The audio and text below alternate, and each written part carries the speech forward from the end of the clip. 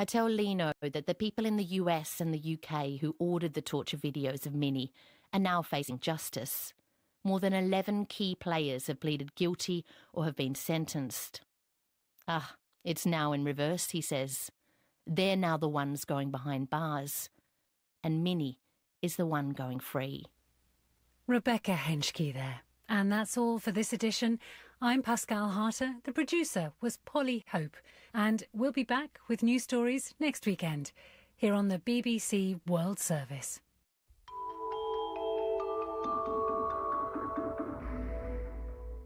That was the BBC programme from our own correspondent. I'm Saroja Coelho. Have a great day. Good morning, Manitoba, and hello, Winnipeg. I'm Marcy Marcusa, and this is Information Radio. You are listening to CBC live in downtown Winnipeg. Thanks so much for joining us this morning. 6 degrees currently in the city of Winnipeg. The show's on air until 8:37 a.m., and thanks for joining us. If you need us on the morning commute, by the way, the number never changes. It's 788-3093. You can call early, you can call later, and hopefully we'll all have a smooth walk, ride, or roll in. Good morning to the team. Abby Adiyemi's here behind the controls. Hey, Abby. Abby's our technical producer and also covers weather on the air.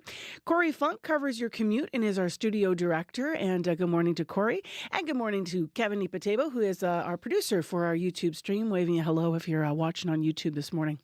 It is now time to turn to Heather Wells, who's also here. She's live in our news department with your headlines. Good morning.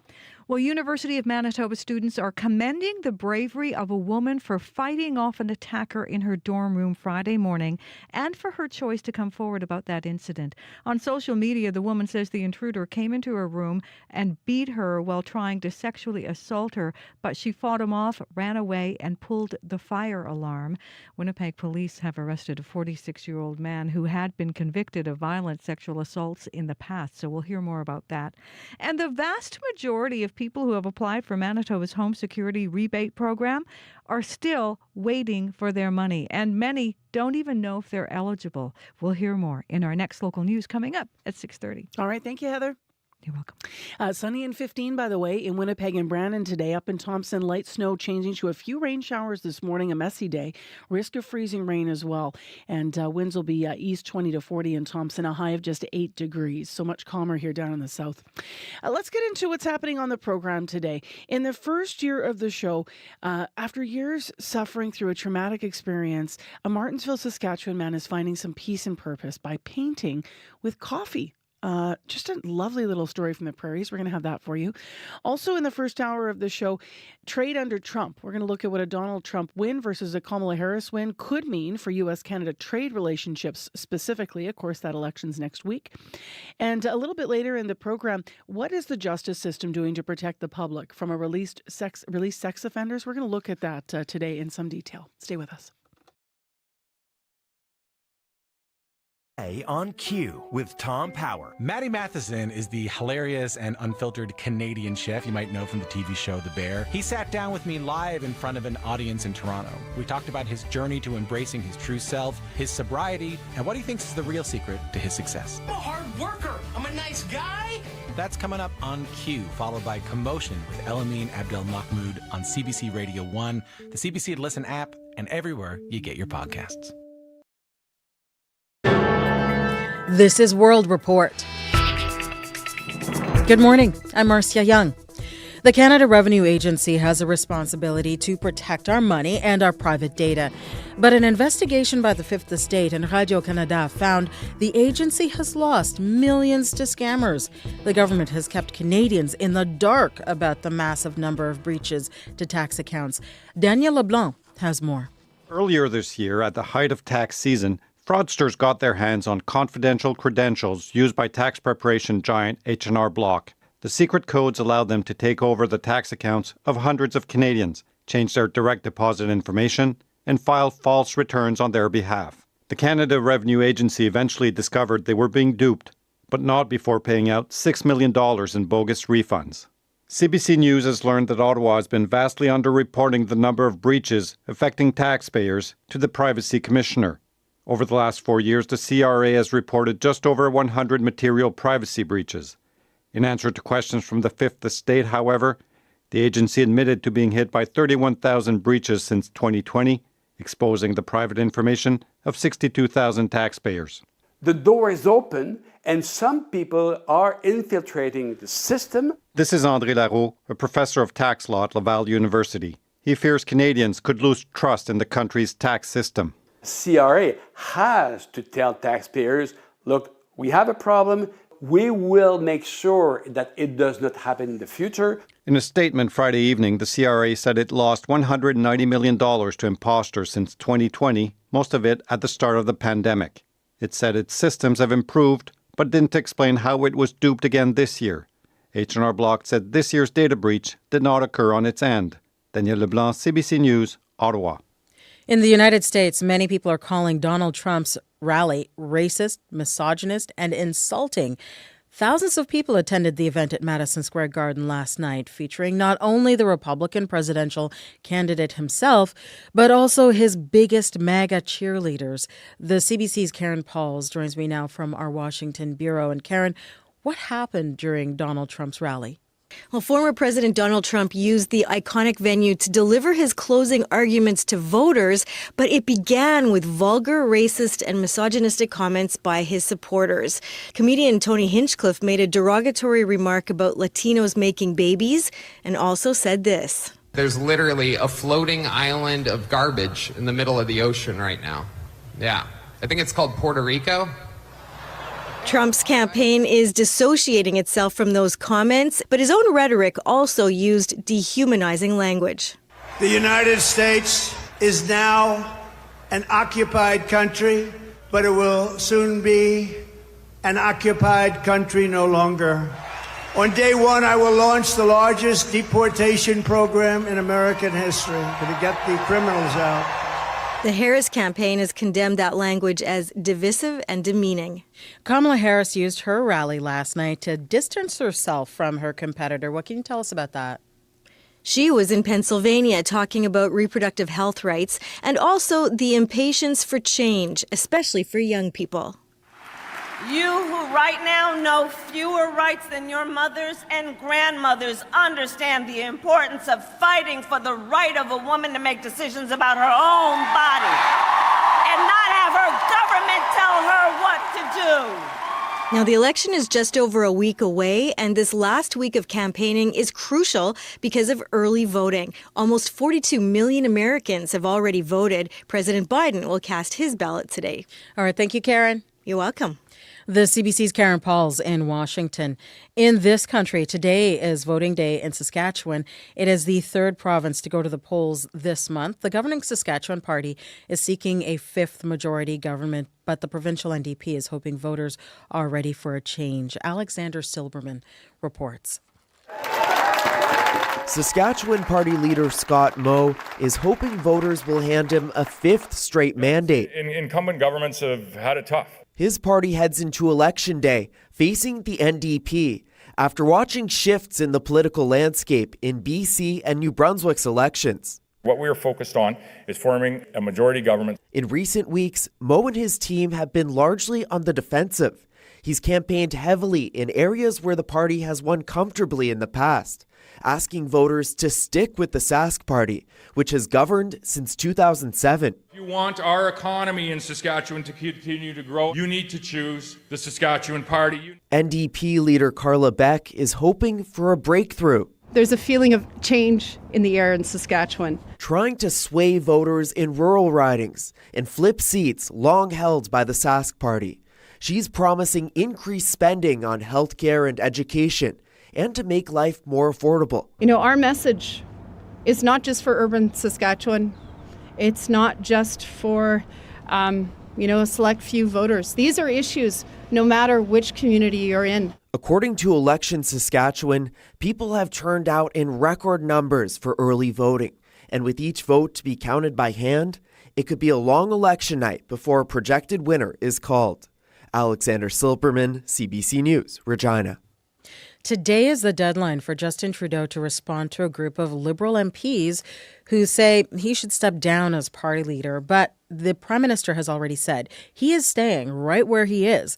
Let's go to Janice McGregor in our Parliamentary Bureau. And Janice, what happens now?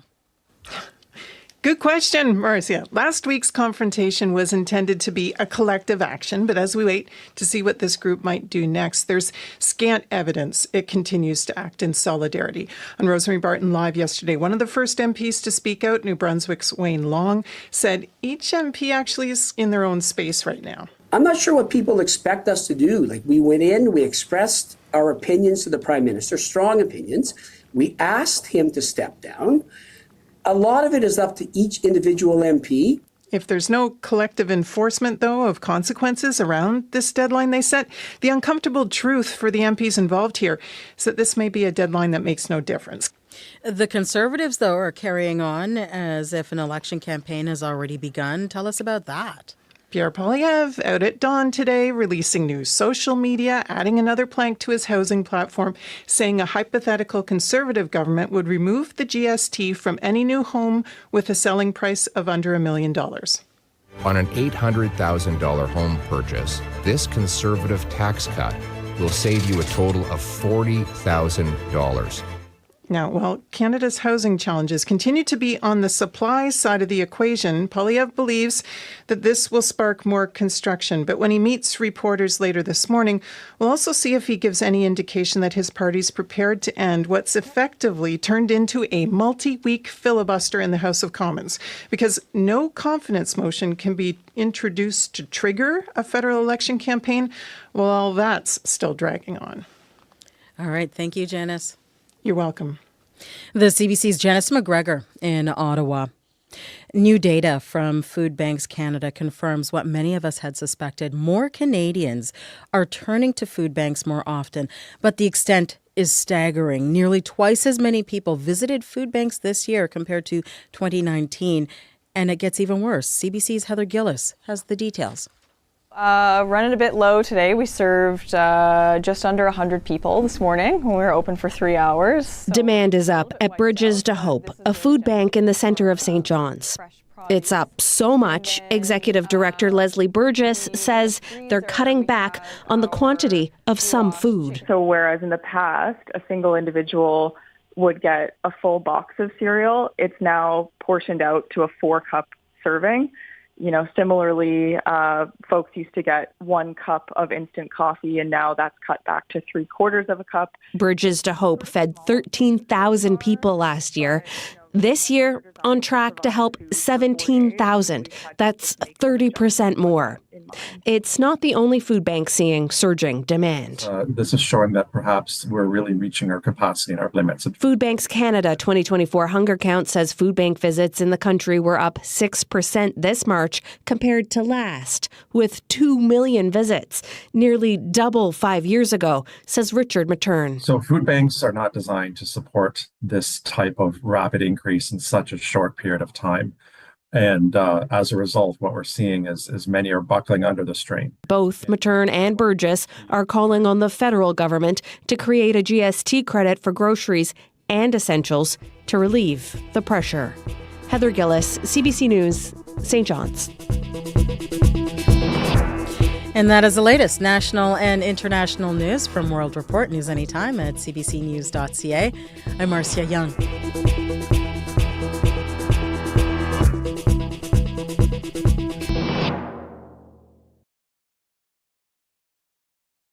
Good morning, Manitoba. How you doing out there? I'm Marcy Marcus. Did you have a good weekend? We had pretty decent weather over the weekend here. Maybe you got some things done in the yard. Or if you're like me, maybe you just enjoyed Manitoba and didn't do any of the chores. Just enjoyed being out and about. It's 6 degrees and clear this morning, in case you're wondering. And this hour on CBC, we're going to be talking about a man from the prairies who has brewed up a unique form of art. He paints with coffee. So this feels like a good story to hear in the first hour on your Monday morning. Also this hour on the program, we are now just about a week to the U.S. election. We're going to talk more about trade under Trump or trade under Kamala Harris. What could either of those wins mean for the U.S.-Canada trade relations specifically? So we'll dig into that. And then a lovely story coming up locally here at 10 to 7. What started out as a fundraising concert for a Winnipegger has turned into thousands of dollars for Manitoba charities. So we'll hear more about Concert for a Cause and also this year's edition, which is coming up. Right now, though, let's go to Heather Wells, who has our news headlines. Good morning. Good morning.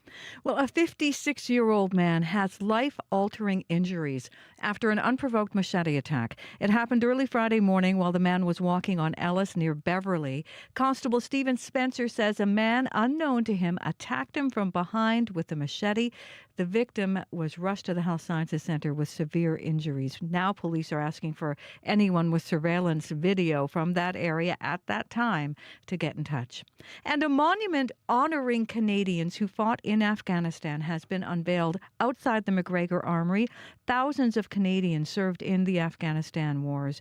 Over 12 years, more than 150 did not return home. We're going to hear more about the monument in our next local news at 6:30. All right, Heather, you got to stick around for a second here. Okay. Corey Funk's popped into the studio. Good morning, Corey. Morning. Abby Adiyemi here. Hello, Good morning. Abby. Okay, I am obviously a sports fan, and I know that, Heather, you're a sports fan. But even if you're not a sports fan, there are some things to discuss here. So let's start with the Jets, first of all, Heather. Like, what is happening? 8 straight. Yeah. It's amazing. And that game, it came down to the last, the very end. Yep. The talk on the weekend where I was all over town was, they're finding a way to get these wins, no matter what. Like, they're all very different games, but... Yeah, they really are. Yeah. But they're working together. There's no give up. Yeah, it's really good. Corey Funk, did you see any of the Bombers this weekend? No, unfortunately. Okay, Abby is actually going to tell us about it. You know why? Because it's kind of a weather story. This is crazy, too. Yeah, I was just holding my breath, waiting for that last kick because I already gave up on the game thinking, oh, well, we've lost this game. There's not enough time. We're not in field goal position. Bombers were down really tight at the end of the game. And then Alouette just played the ball, and it was like the god of football just changed the direction, and it just went the other way. And all the announcers were talking about, where is this wind coming from? This great gust of wind swirling the leaves around. I had to right go, in time for the punt to go wrong for the other team. Amazing. I had to go close to the screen, wind, snow, rain, and I was like, what is going on? I know. The best was, it was like classic, almost terrible Manitoba weather. Didn't you think, Heather? Did you hear about any of this? Yes, I saw it. Yeah, it was right? crazy. It was. Everything all at once. Yeah, everything at once. And it saved the Bombers. It really did. Because what happened was the punt went wrong because of the swirl of wind, and then we got the ball back in better position, and with no time on the clock, the kick went through. A kick that is Sergio. Yeah, Sergio just did it. Amazing. There's all these things, Corey. This is why, this will explain something. If you have in your local feeds, like memes of Sergio as a wind god, that's the one I've seen. Okay. Someone made an AI meme of it. They were like, Love they it. put in Sergio Castillo and wind god, and it made this image of him. That's why. Did anyone just check the stands, see if everyone just decides all blow at the same time? Well, it wasn't here, so they would have been cheering against the wrong I guess so, team. eh? Yeah, but wow. Anyway, crazy things in sports. Let's get into what's actually happening in the weather today, Abby. Yeah, we'll be feeling some of those breezy conditions in Winnipeg for sure today. Across the province, we will see lots of sunshine in lots of the regions. Highs racing up to mid-teens. However, the northern area will be seeing more like a colder temperature with some snow. Thompson already saw some snowfall this morning, and the same will happen for Churchill. That's in the forecast. Right now, 6 degrees in Winnipeg. It's clear outside. It's going to be sunny throughout the day with that breezy condition picking up this afternoon and then easing off as we get to the evening period. We're headed to a high of 15. Right now, down south, we're seeing temperatures close to 6 degrees for Gimli, Steinbach, and Morris. Brandon at 0 right now, and Dauphin at 2. All regions heading to a high of 16. All right, thanks, Abby. Thank you. By the way, in case you missed that Bomber game, it was in Montreal. So that means that the Bombers are in the Western Final. That also means that you might be going to the Western Final if you have tickets, because it's going to be here. So that'll be fun. All right, the commute this morning, anything to pay attention to particularly, Corey? No, nothing that I've heard of so far. But if you do see somebody, if you're walking, biking, driving, give me a call on the CBC commuter line. That number, 204-788-3093.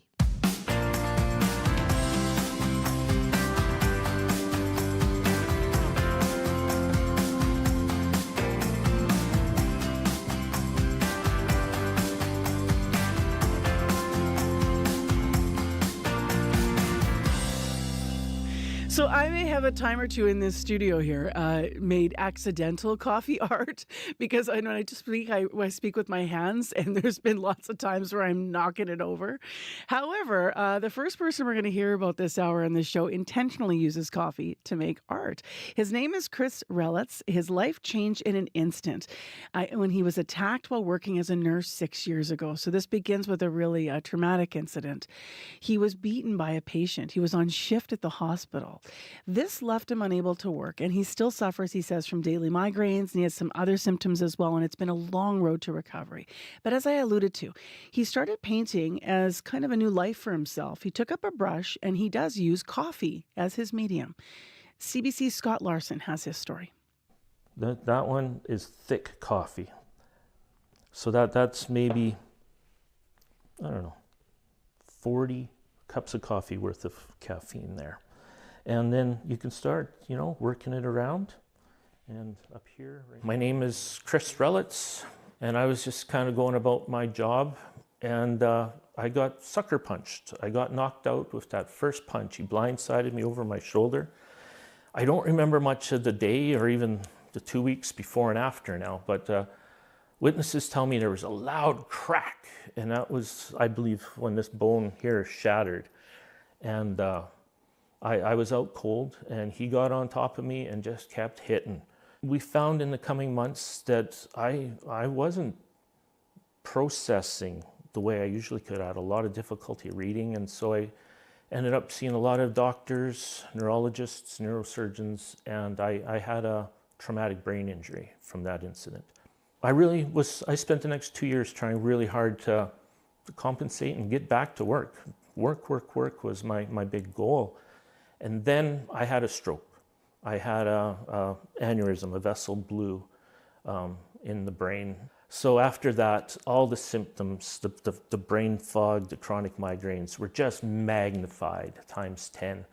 And there was no way I could read, there's no way I could work. Just things, my life was pretty unhappy, pretty ugly.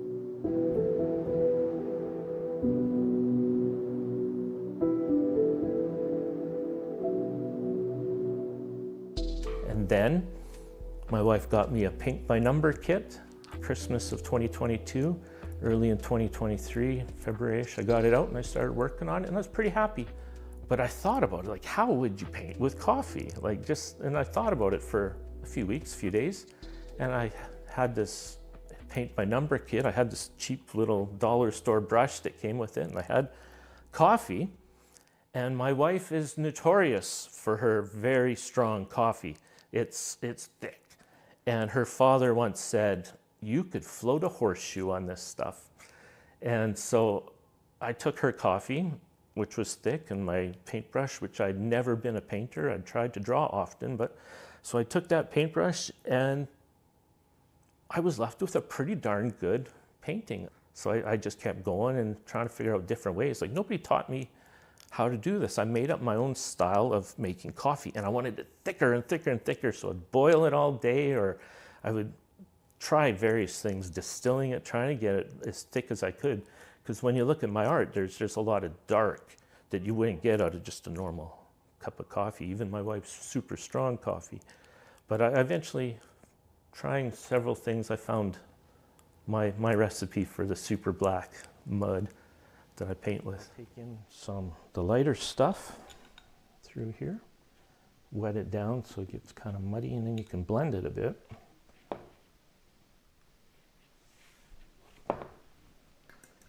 As an adult, I tried to draw a lot. I was very influenced by comic book art, and I loved my comics, and I usually would doodle on most anything available. But I always refused to pick up a paintbrush, and my art before then, the doodles weren't that good. They just weren't great. But then when I picked up the paintbrush and stuck it in the coffee for the first time, right from the start, I was putting out some pretty decent pieces. It's 19 months later since I started painting with coffee. I've produced maybe 200 pictures. I've done a lot of pet portraits. People's animals pass on and they need something to remember. I've done, maybe a couple dozen portraits of people's grandparents or parents that have passed on, and I'm really happy to do that. Like, I feel like, you know, maybe these folks are finding some peace through what I'm doing, because I brought a lot of comfort to folks as a nurse, and that's, I think, in my nature. And I feel good that that's kind of my destiny, to be doing stuff like that, and I'm coming back to it with the painting.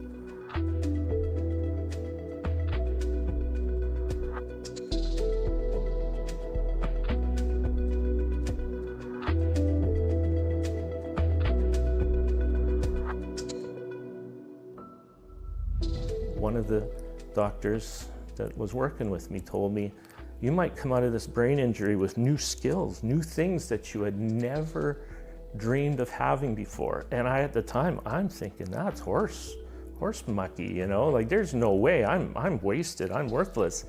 And then a couple of years later, I'm painting and like, she was right. Darn it. So I contacted her and I gave her a painting and just said, you know, you hang this in your office. And if you got some young guy like me who's thinking things are horrible and they're never going to recover, like, well, it worked for me. She was right.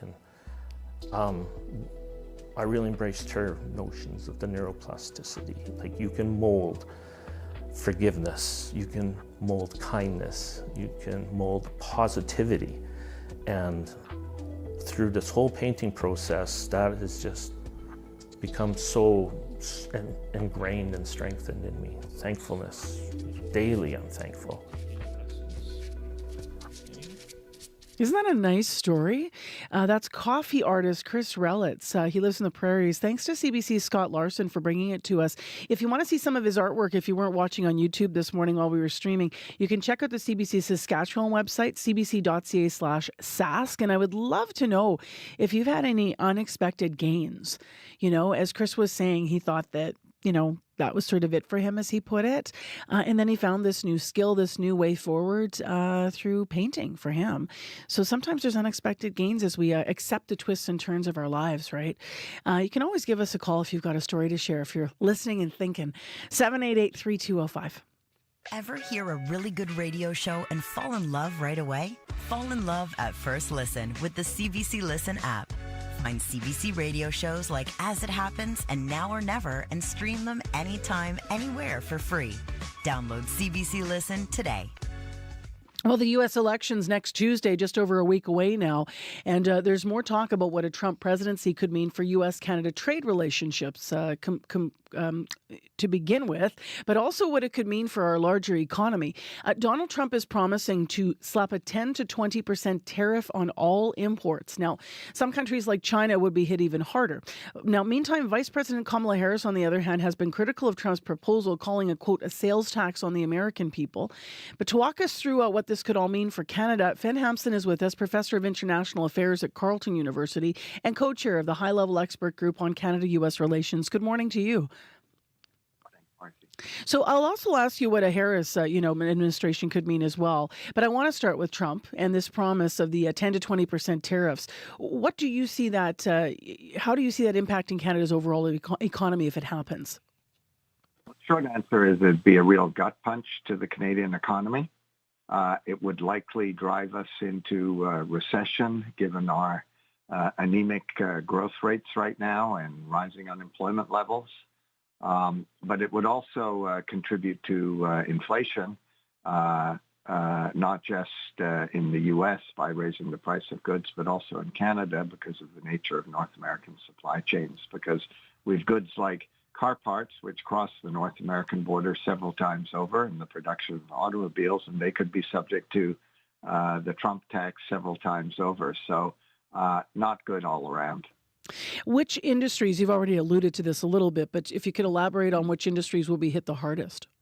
Sure. So our most important export by far is energy. Over 3 million barrels a day of oil gets sent across the border on trains, on pipelines to the U.S. Natural gas, electricity, largely from Hydro-Quebec and also Labrador. In the case of oil, that's going to really hurt U.S. refineries in Louisiana and Texas, which process our heavy crude to make gasoline that then gets sold to U.S. consumers. So a tariff on oil would raise the price at the gas pump. I've already mentioned automobiles. Cars would become more expensive. The problem with any tariff is that it is just that. It's a tax. Money goes into government coffers. At the end of the day, consumers pay the piper. Donald Trump has a key plank in his platform has been to lower the price of goods and services to Americans because inflation has been hurting them in the pocketbooks. Well, with these tariffs, not to mention tariffs against Chinese goods, he's going to be really sticking it to them. And inflation isn't going to come down if he does what he says he's going to do. So what does Canada do about that? Like, do you retaliate with your own tariffs, or will that even matter? Yeah, well, he did in 2018 when he was in the presidency. He put tariffs on steel and aluminum, and we turned around and did the same thing. And in 2019, they were lifted because we got his attention. It was, hurting American producers and manufacturers. I think what we have to do this time, because if we slap countervailing tariffs, it's going to be lose all around. I think what we have to say to Donald Trump is, look, you're most worried about China. You've got a massive trade deficit with China.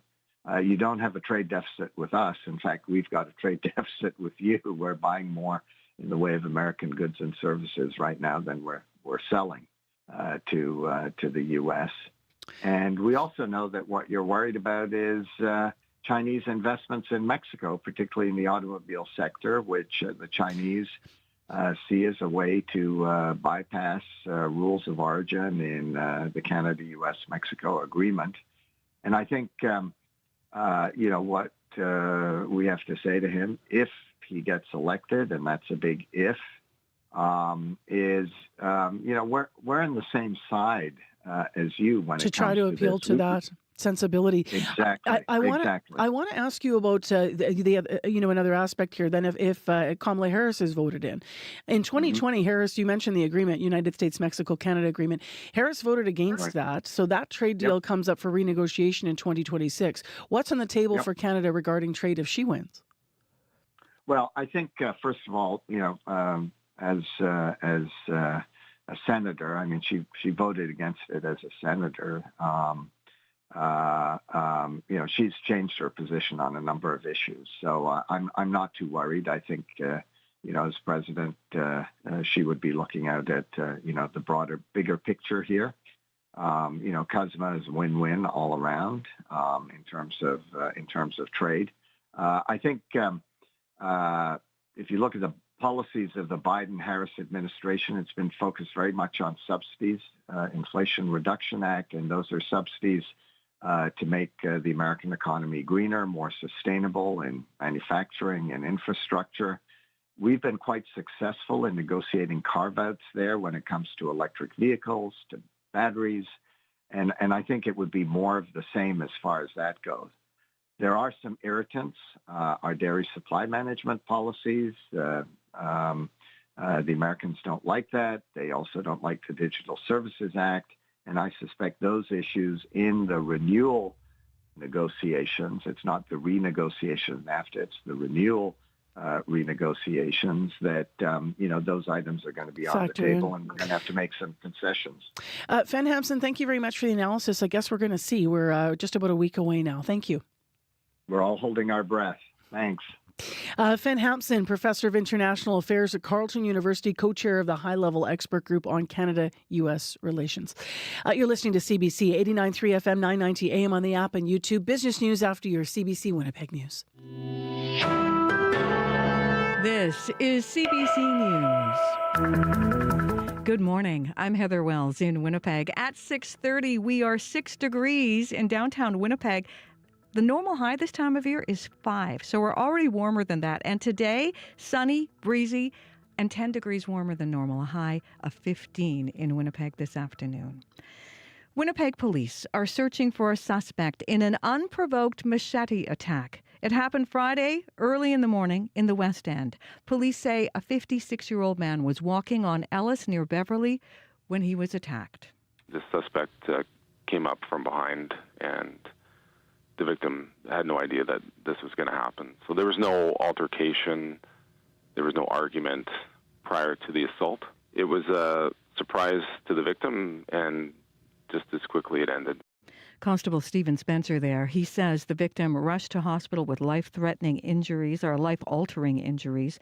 The Major Crimes Unit is asking anyone in that area, homes or business, with surveillance video from that time of day to get in touch.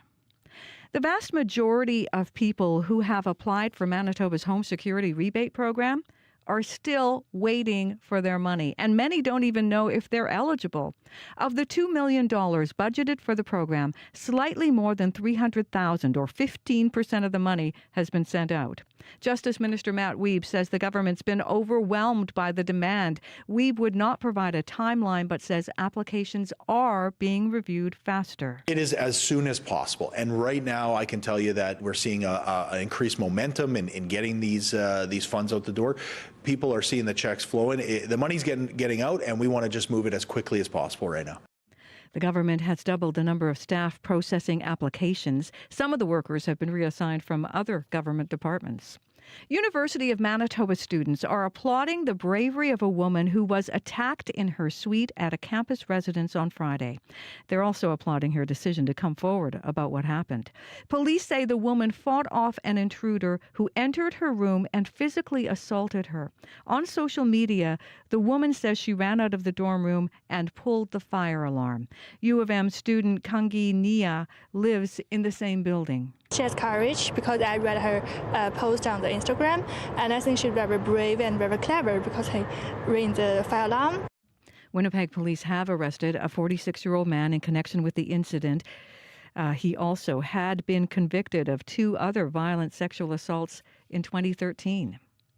Dozens of people living at a Winnipeg apartment block managed by a landlord accused of illegally evicting other tenants were told they had to move out this summer. As CBC's Rosanna Hempel reports, one couple alleges they were pushed out despite having leases and nowhere safe to go. Alicia Wallen and Jason Podolaniuk moved into 583 Furby Street in 2022. This summer, it got a new owner. The couple says when that happened, their hydro and water were shut off. Then the new landlord offered them money to move out. Wallen says she didn't accept the payout, but she alleges she was pushed out anyway, despite having a lease. They're like, okay, so you're going to stay then? So you're not going to take any money? And then when I stayed, they still kicked me out. A spokesperson for Kelly Vassis says he had to address overcrowded and unsafe conditions after taking possession of the Furby block. Vassis is also the landlord of 285 College Avenue, where the province alleges he illegally evicted tenants in July. But Consumer Protection Minister Lisa Naylor says the evictions on Furby were legal. At the end of the day, it was public health that shut the building down. For now, Wallen and Podolaniuk are staying at a temporary shelter, hopeful they find something more permanent before winter. Rosanna Hempel, CBC News, Winnipeg. The latest data from Food Banks Canada shows 2024 was another record year for food bank use across the country. The organization's annual hunger count is showing food bank use this year has surpassed last year's record numbers by 6%, and over the past 5 years, demand has almost doubled. You can hear more on that story coming up on World Report at 7. RCMP want your help finding a man who went missing in Selkirk last week. 40-year-old Lionel Levesque hadn't been seen or heard from since Thursday. Police are worried about his safety. Levesque is described as being 6 feet 2 inches tall, 180 pounds, with black hair. He was last seen wearing a black or gray winter jacket and dark jeans. You can find his photo on our website this morning. Unveiling a monument honoring those who fought for Canada in the war in Afghanistan.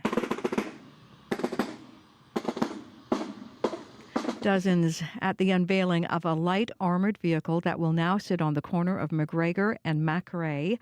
Brigadier General Wade Rutland says the vehicle was the backbone of the Canadian Army in Afghanistan and symbolizes the troops' sacrifices. You and your crew and your platoon, your troop, you lived in those vehicles, you fought in them, you ate in them, and you lived your life in those vehicles. So to see one, it really is the perfect vehicle to be a monument for Afghanistan.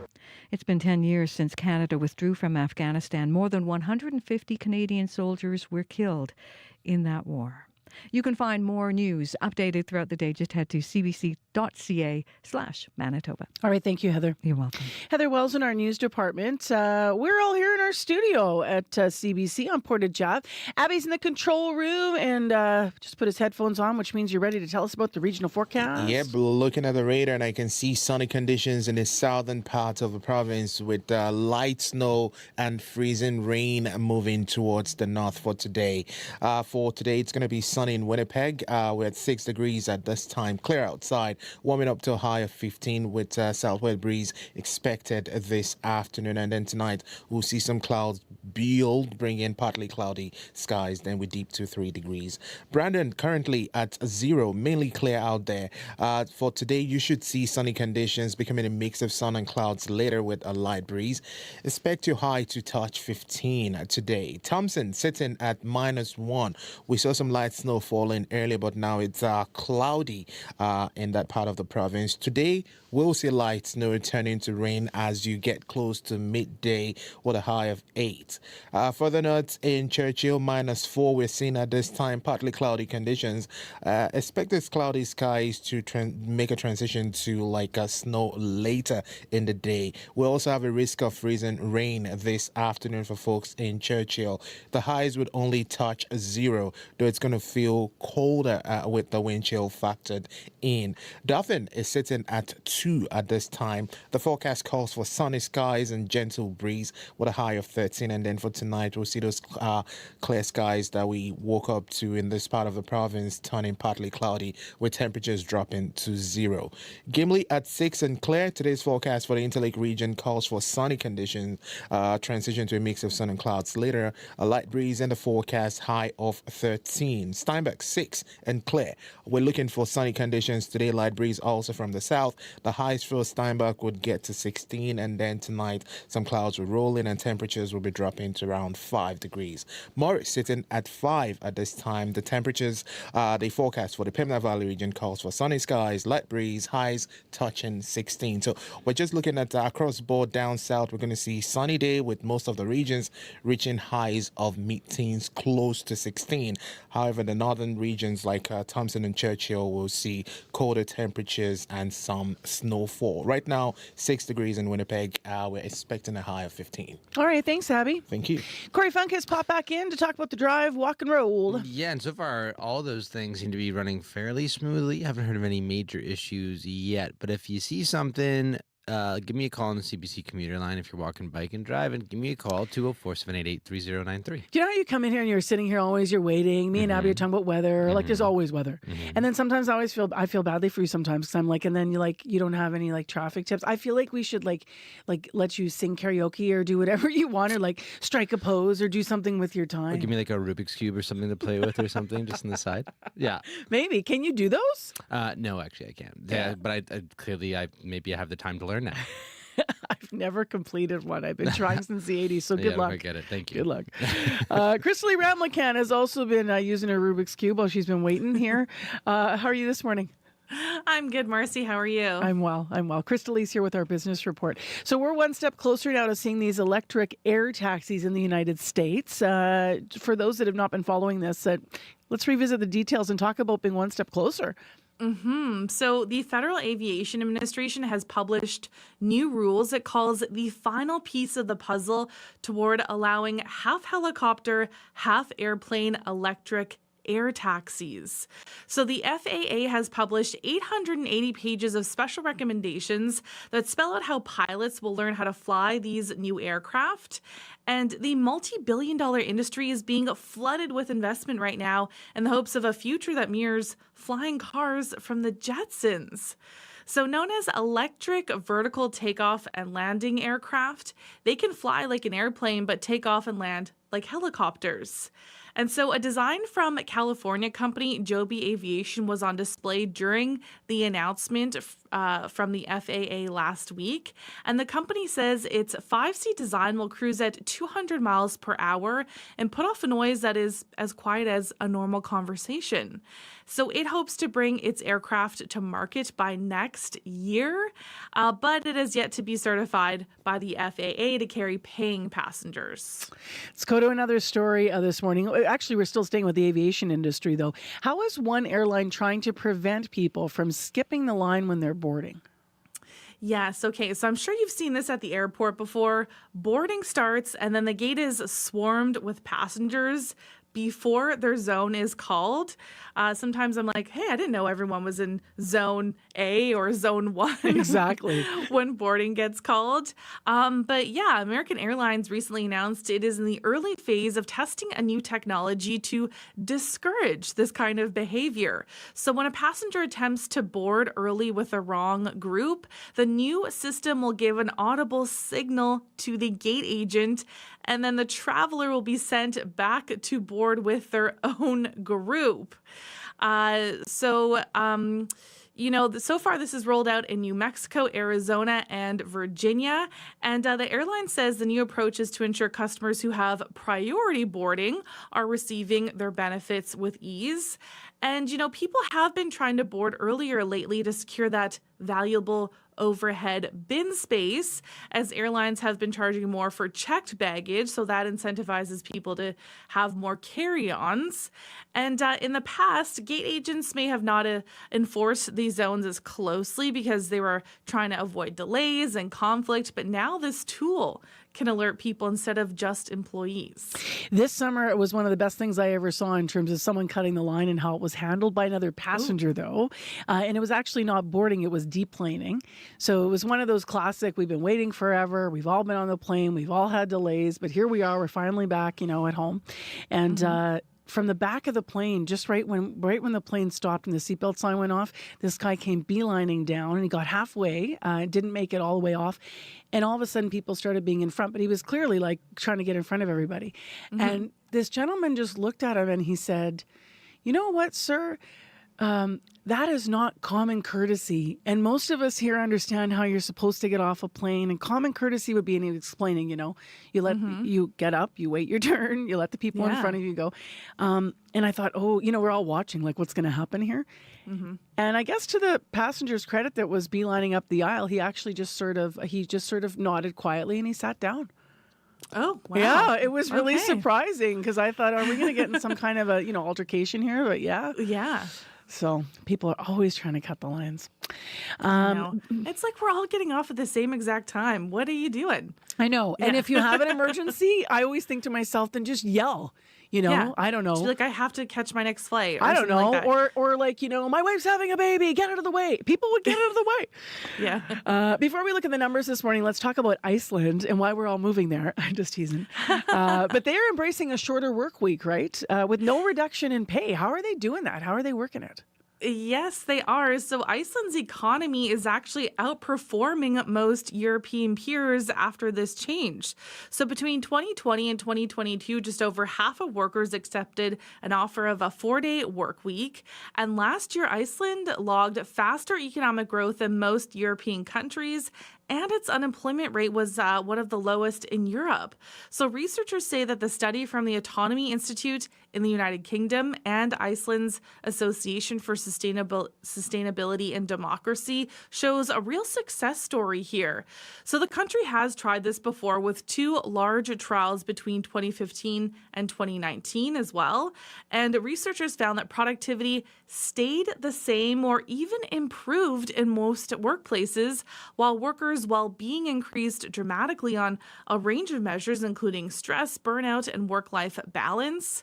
So following those trials, unions negotiated reductions in working hours for tens of thousands of their members. We'll have to keep watching what happens next there. What is going on in markets? In Europe, markets are higher. Germany is up, the UK is down, France is up. In Asia, markets are climbing. Japan, Shanghai, and Hong Kong are all up. Oil is down $4.10 to $67.68 US per barrel. Gold is down $16.30 to $2,731.60 US per ounce. And the dollar is down 0.03 of a cent to 72 cents US. All right, thanks, Crystal. Okay, thanks, Marcy. That's Crystal Ramlicam with our business news this morning. We talk to her every morning at this time right here on CBC's Information Radio.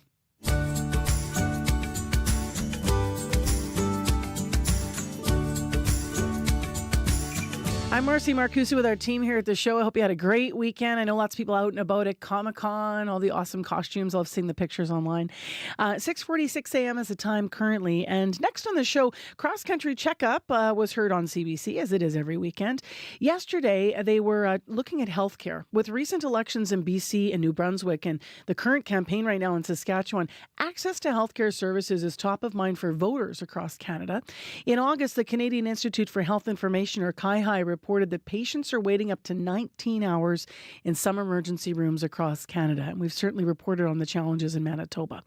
So Cross Country Checkup, the question was, how are ER wait times affecting you?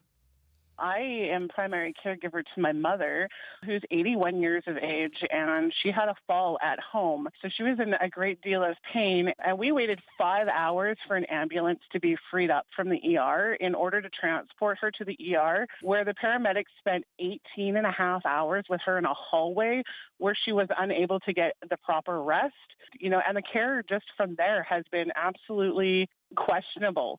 She still is in hospital, and I leave every time visiting from there.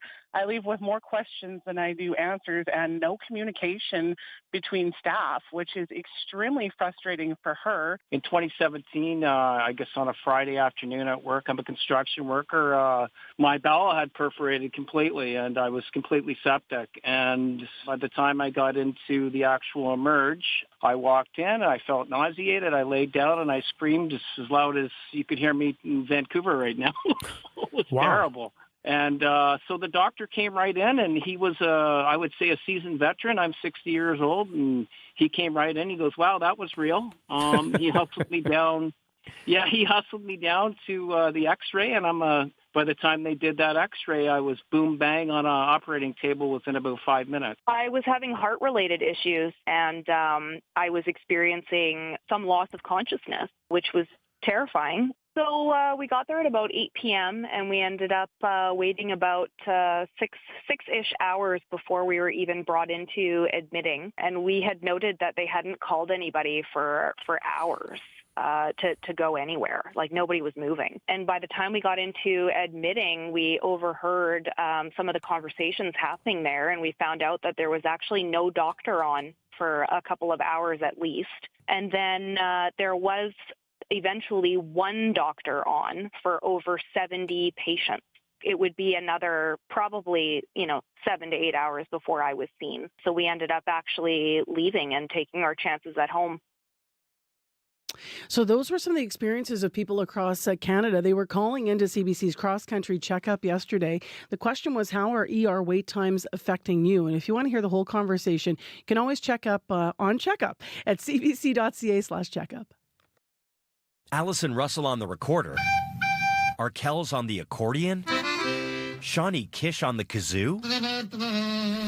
The Canadian Music Class Challenge is back. Pick a song from our list, create a cover version, upload the video. Amazing prizes are up for grabs, including thousands of dollars worth of new musical instruments for your class. The deadline is November 18th.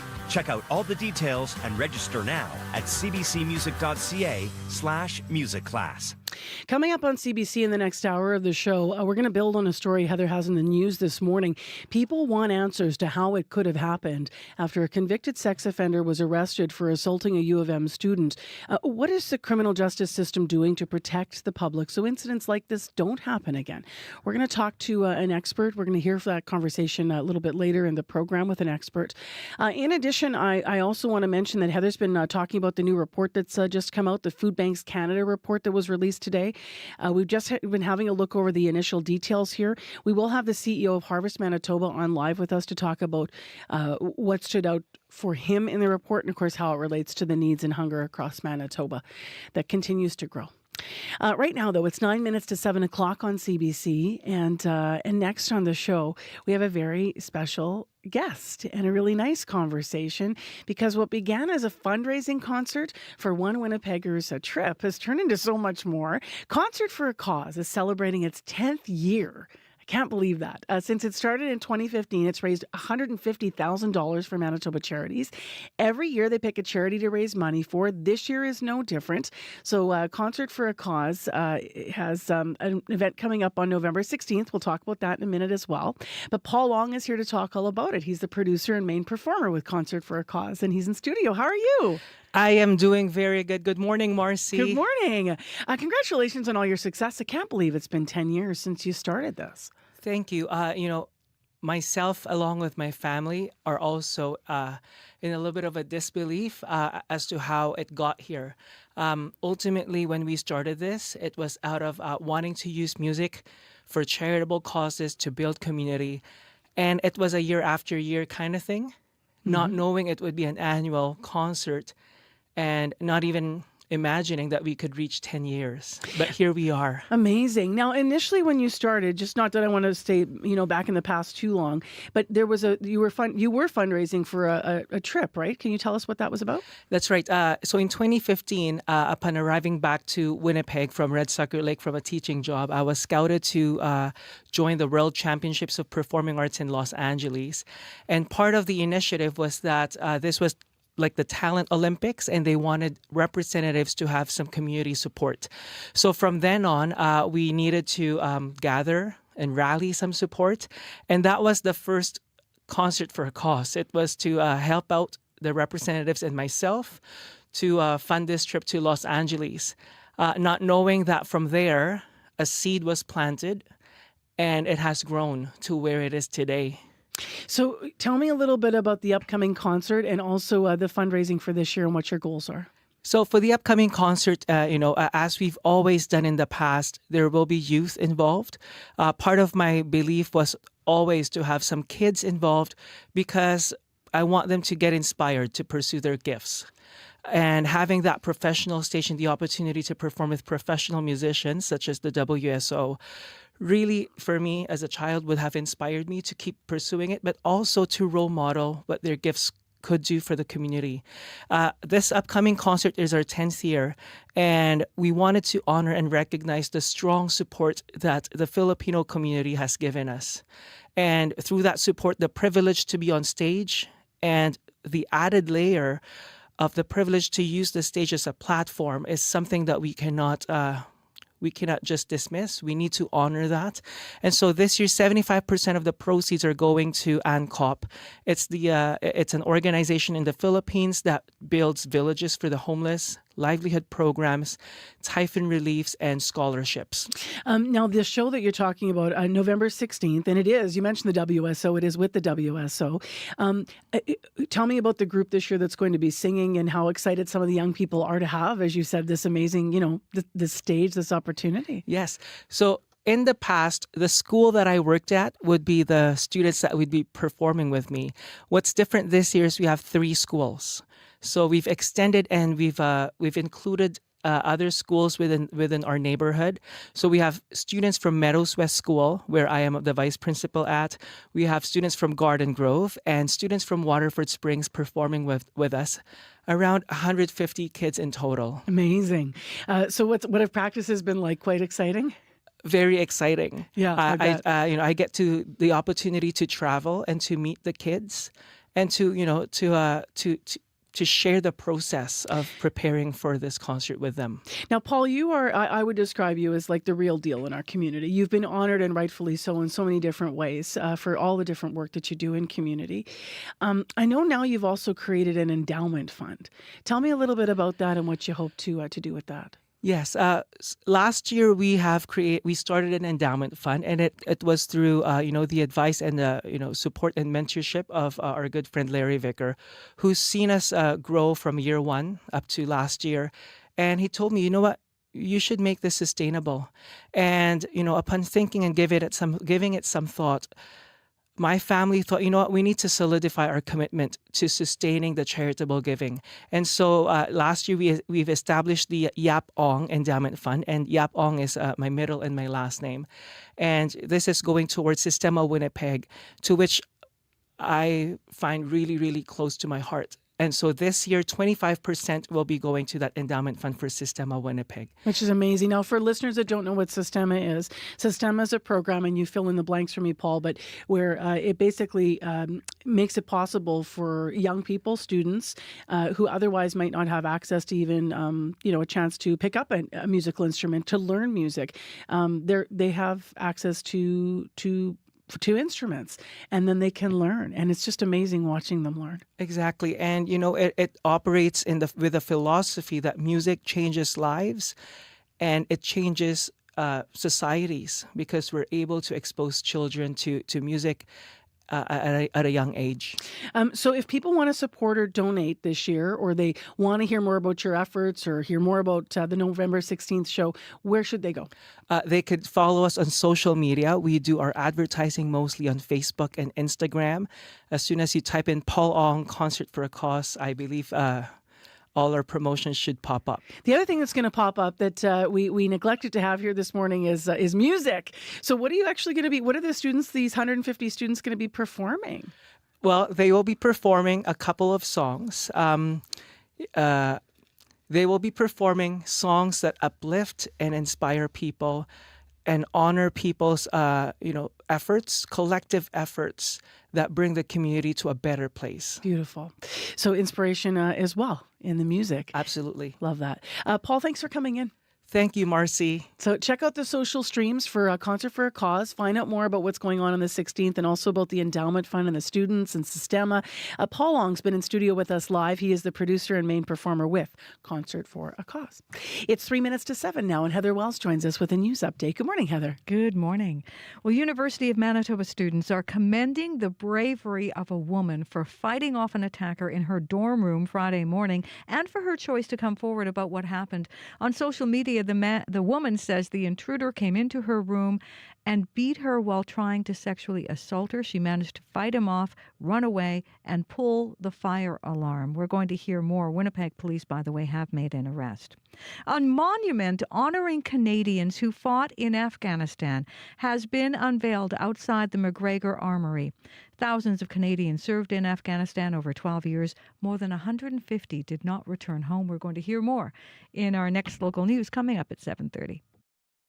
Thanks very much, Heather. It's 2 minutes now to 7. It's clear at 6 degrees in Winnipeg, and we're heading for a high of 15. It should be sunny today. If you need us on the morning drive, walk or roll, 788-3093 is where you can reach us. Well, coming up after 7 o'clock on the program, rock structures known as cairns have helped guide hikers through countless Manitoba trails. And if you're a hiker, you know what we're talking about. You're lost, which way should I go? And you see these stacks of rocks that point the way. But Manitoba Parks is asking hikers not to rebuild them when they inevitably start to crumble or get knocked over, and we're going to hear more about why. So that is coming up after 7 o'clock on the show. Also after 7, whether you're a seasonal singer or a first-time fiddler, an open mic event in Lac du Bonnet has become a supportive place for locals to share their art. We're going to take you there in the next hour with a really lovely feature. And then, as I mentioned, we are going to dig into some more details of what Heather was just once again having in the news this morning, this story about what happened after a convicted sex offender was arrested for assaulting a U of M student. So how could this have happened? We'll talk more about that in the next hour of the show. I'm Marcy Marcusa. World Report's next, though, on CBC, 89.3 FM, 990 AM on the app and YouTube as we get through your Monday morning. Thanks for being with us.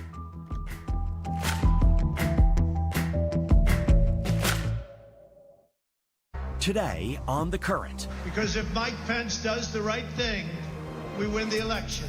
I'm Susan Ormiston. Timothy Snyder is a historian and an author of a New York Times #1 bestseller on tyranny. Now he has a follow-up to that book on freedom. Matt Galloway's conversation with Timothy Snyder coming up on The Current.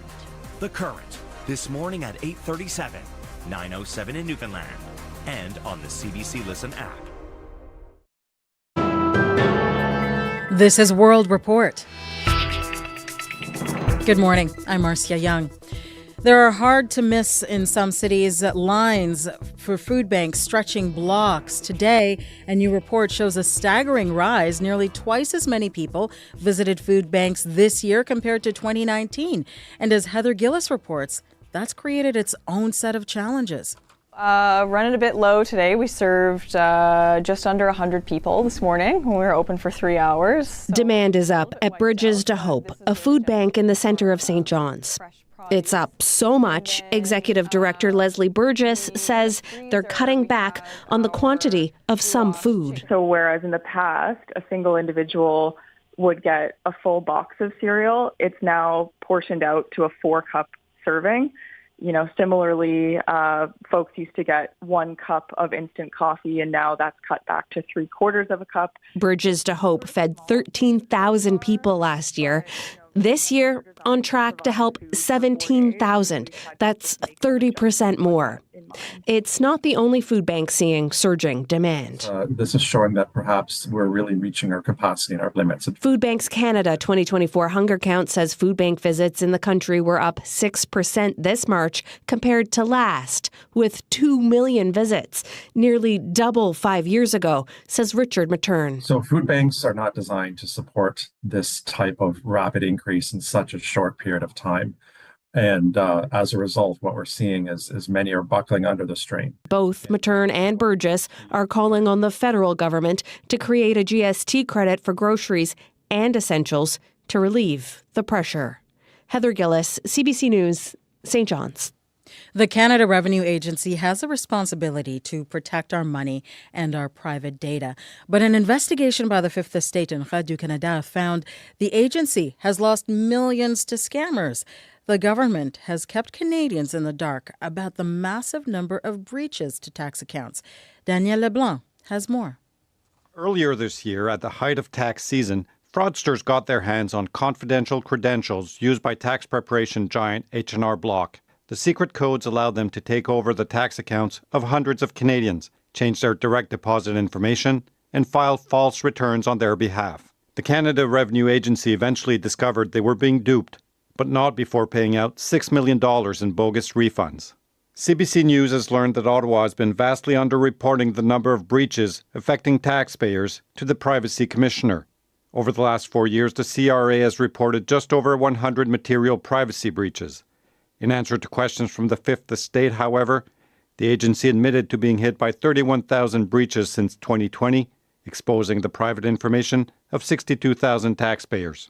The door is open, and some people are infiltrating the system. This is André Larreau, a professor of tax law at Laval University. He fears Canadians could lose trust in the country's tax system. CRA has to tell taxpayers, look, we have a problem. We will make sure that it does not happen in the future. In a statement Friday evening, the CRA said it lost $190 million to imposters since 2020, most of it at the start of the pandemic. It said its systems have improved, but didn't explain how it was duped again this year. H&R Block said this year's data breach did not occur on its end. Daniel Leblanc, CBC News, Ottawa. And Harvey Kasher and Daniel Leblanc have more on this story at cbcnews.ca on our main page. It is the most read story this morning. Racist insults, sexist attacks, anti-immigrant rants, just some of the standout moments at Donald Trump's campaign event last night in New York. Thousands of people attended the rally at Madison Square Garden. The CBC's Katie Simpson has more from Washington. My husband, President Donald J. Trump. It's rare for Melania Trump to make a public appearance, signaling what a big deal this rally is in MAGA world. She joined Donald Trump at his marathon event, lasting more than 6 hours at Madison Square Garden. Are you better off now than you were 4 years ago? Trump stuck to his usual wide-ranging speech, a mix of promises, self-praise, insults, and dehumanizing language about migrants. Speakers included celebrities, Dr. Phil and Hulk Hogan. You know something, Trump maniacs? I don't see no stinking Nazis in here. The tone for the rally set right off the bat by Tony Hinchcliffe, the comedian who opened the show. There's literally a floating island of garbage in the middle of the ocean right now. Yeah. I think it's called Puerto Rico. Hinchcliffe repeatedly attacked Latino communities, a demographic the Trump campaign has tried to make inroads with, while Stephen Miller, a senior Trump advisor, leaned into nationalist rhetoric. Criminal migrants are gone. The gangs are gone. America is for Americans and Americans only.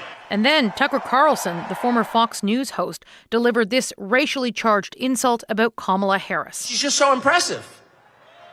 As the first Samoan, Malaysian, low IQ, former California prosecutor ever to be elected president. This kind of language is a regular feature of Trump's rallies. Outside criticism has not changed the hardening of rhetoric. Katie Simpson, CBC News, Washington. To the war in the Middle East, Iraq has filed a claim to the UN, a complaint saying Israel violated its airspace to carry out strikes on Iran over the weekend. The social platform X has suspended an account belonging to Iran's supreme leader. The account posted messages in Hebrew. X says the account violates its rules. The exact violation is unclear. Britain's Labour government is getting ready to deliver its first budget in 14 years. But there is a distraction from Prime Minister Keir Starmer's message this morning. His party had to suspend one of its MPs. Video shows the backbencher fighting in the street. Krista Gomansing has the details. Yes, I am. Yes, I am. In an agitated state, Labour MP Mike Amesbury can be heard in a video acknowledging he's an elected official. Security camera video also captured the incident in Cheshire in northwest England in the early hours of Saturday morning. It shows the 55-year-old politician punching a man. After the other individual falls to the ground, Amesbury delivers a few more blows. Members of the public could be seen attempting to intervene. Images were posted to social media, and the story was picked up by news outlets, leading the MP to release a statement on the weekend, saying he was involved in an incident that took place after he felt threatened following an evening out with friends. He said he contacted police himself to report what happened and would not be commenting further. The Labour Party has suspended Amesbury as the police investigate, but Labour MP Pat McFadden would not say if that suspension will be permanent. I think it's important the police do their work. Cheshire Police did speak with Amesbury over the weekend. Crystal Gomansing, CBC News, London. Porter Airlines says a miscommunication between the pilot and a flight attendant led to a deaf woman being kicked off one of their planes. The woman was traveling with her service dog and following all the rules the airline crew didn't seem to understand. She took her story to Rosa Marcatelli and our Go Public team. For a week, I've cried nonstop. While on a Porter flight last month, Georgina Villeneuve, who's mostly deaf, says she was threatened by a flight attendant and berated by another passenger, all over her 20-pound service dog sleeping at her feet. It was really embarrassing. It started when the flight attendant ordered Villeneuve, who mostly communicates through lip reading, to put her service dog under the seat in front of her. If she didn't, she'd be kicked off the flight. That's a direct violation of both Porter and Canadian Transportation Agency rules. Placing service animals under the seat can interfere with the animal's ability to help its owner. All the while, a passenger nearby berated her, angry about a possible flight interruption. And he keeps yelling and screaming, and he says, just take the damn dog and kick it under the seat. Villeneuve refused to move her service animal and was kicked off the flight. Back at the gate, the airline realized it had just broken its own rules and invited Villeneuve back on the same flight or a later one. This isn't the first time I had challenges with Porter, and I just said, no, I'll find my own way home. Robin East is an advocate for travelers with disabilities. He says tougher fines are needed. We need to make compliance to the point where it actually hurts the industry. Porter says the flight attendant didn't tell the pilot the dog was a service animal. After hearing from Go Public, it offered to reimburse Villeneuve's costs, plus make a donation to the Canadian Hearing Society. Rosa Marcatelli, CBC News, Calgary. And that is the latest national and international news from World Report. News anytime at cbcnews.ca. I'm Marcia Young.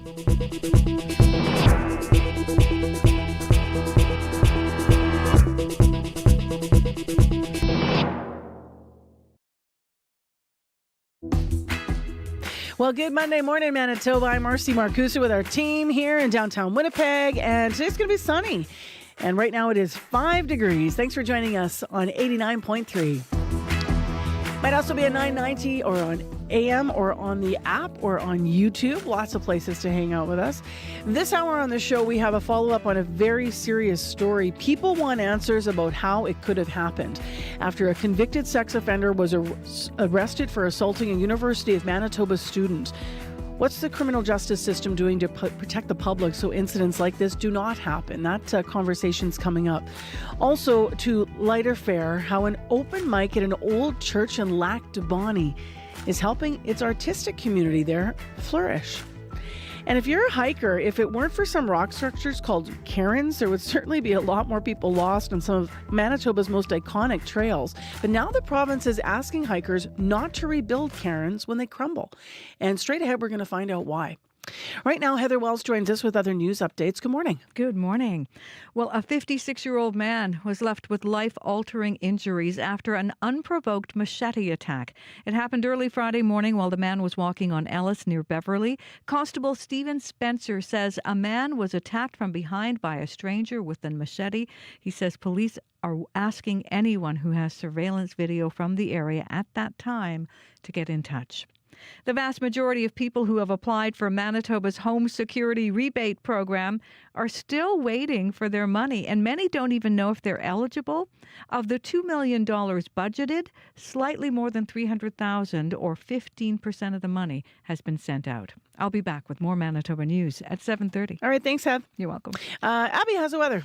Sunny day ahead in most of the regions down south. We're going to see highs getting to mid-teens. Winnipeg currently 5. It is clear outside. Sunny skies throughout the day with gentle southeast breeze picking up this afternoon and easing by the evening period. We're headed for a high of 15, well above seasonal average for this time of the year, which is 5, which is where we are at this point.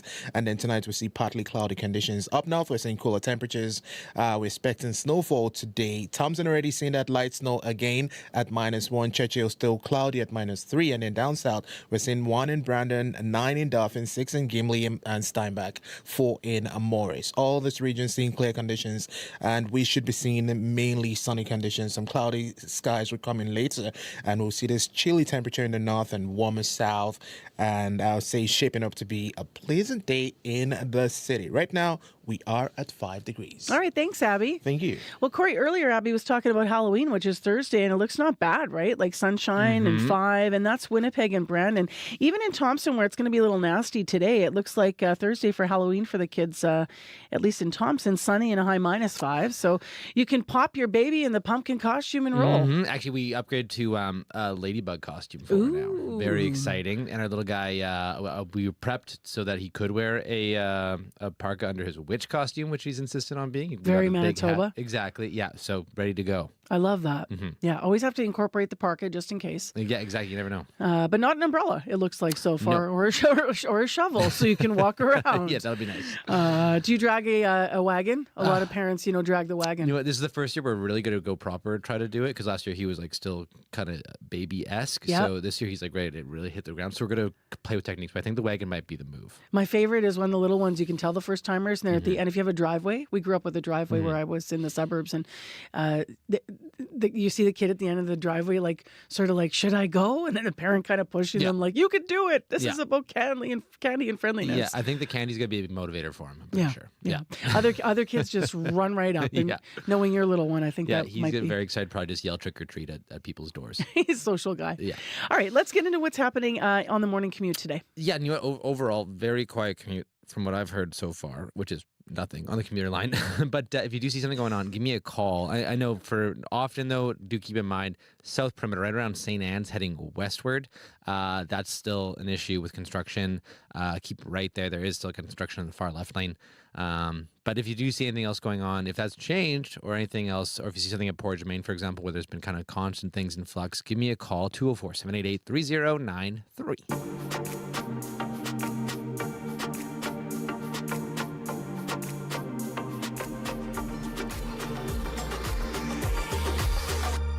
Well, this weekend was still pretty nice all across at least southern Manitoba, and maybe you went hiking. Now, if you have ever hiked through the backcountry in Whiteshell or Nopaming Provincial Park specifically, there's a good chance that it's more than just signs that have kept you from getting lost on those open swaths of granite. Structures are seen along the way. They're known as cairns. Now, they're made of rocks stacked one atop of the other, and they're usually not much taller than your hip. And they're scattered all along these major trails like the Ontario or the Centennial, and they guide hikers in the right direction so you don't get lost. So when you come across one often that's been knocked over by a storm or a clumsy bear, the convention has been hikers stop and they rebuild these cairns. But now Manitoba Parks is asking people to leave them be and not to build or repair anything along the trail. Sloan Cathcart was with us on Friday after the show we spoke. He's the head of interpretation with Manitoba Parks. Good morning. So tell me why you want hikers to stop rebuilding cairns. Yeah, so in places like the Whiteshell and Nopaming, right across eastern Manitoba, we have petroforms on the landscape. So petroforms are rock formations that were created, best estimates are 1,500, 2,000 years ago. They're quite old, by Indigenous peoples in the area. And they're sacred rock formations. They're in the shapes of turtles and snakes and human effigies, and it's a really important cultural place for a lot of different Indigenous peoples. So those are rocks that are placed in those outlines and those formations. When people are out enjoying the parks and hiking the trails, we sometimes have a tendency to stack things and leave markers behind and help others guide the way. And if we are building those rock cairns, we could mistakenly be disturbing a petroform and damaging that historic site. So we encourage people not to build rock cairns, especially in eastern Manitoba where those petroforms are. And if you think there's a spot that's missing some signage or is a little hard to follow the path, to reach out to us and we'll go and put up some signs rather than building new or recreating rock cairns. Got it. So I know that I've seen the petroforms out around Falcon Trail, for example. So am I understanding you right that if a cairn were looking, like it had been knocked over or damaged, the fear is that if a hiker's walking along and you're in an area where there also happens to be petroforms, that they might just grab what to them may look like good stacking rocks and think they're doing a good thing by rebuilding the cairn, but actually they're destroying something. Yeah, that's exactly it. So it's part of the leave no trace mantra that we like to promote when we go outside to provincial parks and any kind of natural areas. We don't want to disturb the environment, and that also includes cultural and historical sites as well. So if there's places that are lacking some signage, reach out to us and to the local park office, and we can do our best to put up some new arrow signs and directional signs so that we're not disturbing the rocks on the landscape. Why is this a problem? Like, how long has this been a problem? Have you noticed that you have had complaints about petroforms being disturbed or and being used to build up cairns? Yeah, well, it's unfortunately been a long time. Rock cairns date back decades. People just have a natural tendency to stack things. It's a weird little quirk about our human nature. So we like to leave that little mark behind. There's been trails in the Whiteshell, like you mentioned, Ontario and Centennial Trail are good examples where there's lots of rock cairns, and we've been putting in good efforts in the last couple of years to put up new signs, especially along the Centennial Trail, working with volunteers to get away from the rock cairn idea on that trail and putting up more signs to help guide the way. Before I ask you about those efforts, how did cairns become part of our trail systems in the first place? Like, who put those there? Yeah, it's just something that happened decades and decades ago when, we weren't as, maybe as respectful on the landscape as we should have been back then. And it's, something that we're more sensitive to today. And and have a greater knowledge of the impacts that we have on the landscape. So this isn't just about not rebuilding the cairns. This to me sounds like it's part of phasing out the cairns and replacing with signage. Is that just on certain trails, or how widespread do you see that? It's primarily we see the rock cairns in the Whiteshell and in Nopaming, that shield country. So we've been phasing them out in those areas. The Centennial Trail is a good example where there was lots of rock cairns that date back to the 1970s when that trail was first created. And through the efforts of the volunteer group there, the Centennial Trail Association, that we've helped with some signage along that route to get away from the rock cairns. We did speak with some colleagues, who've hiked the Mantario. You've raised the Mantario a couple times here.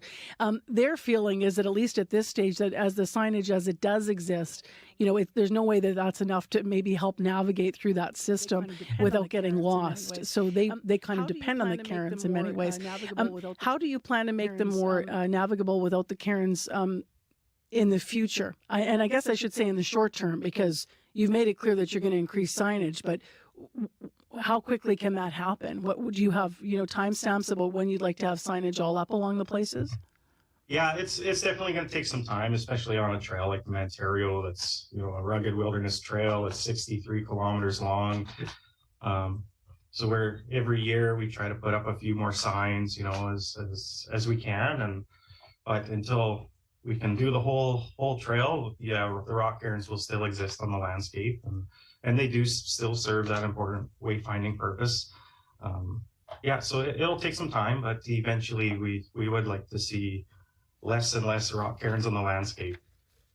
And just remind us again of what you said at the beginning, Sloan, in terms of if people are out on the trails and they feel like a cairn does need improving or replacement, but what you've said is to leave it alone, and they might want to highlight an area that desperately needs signage maybe, where should they reach out?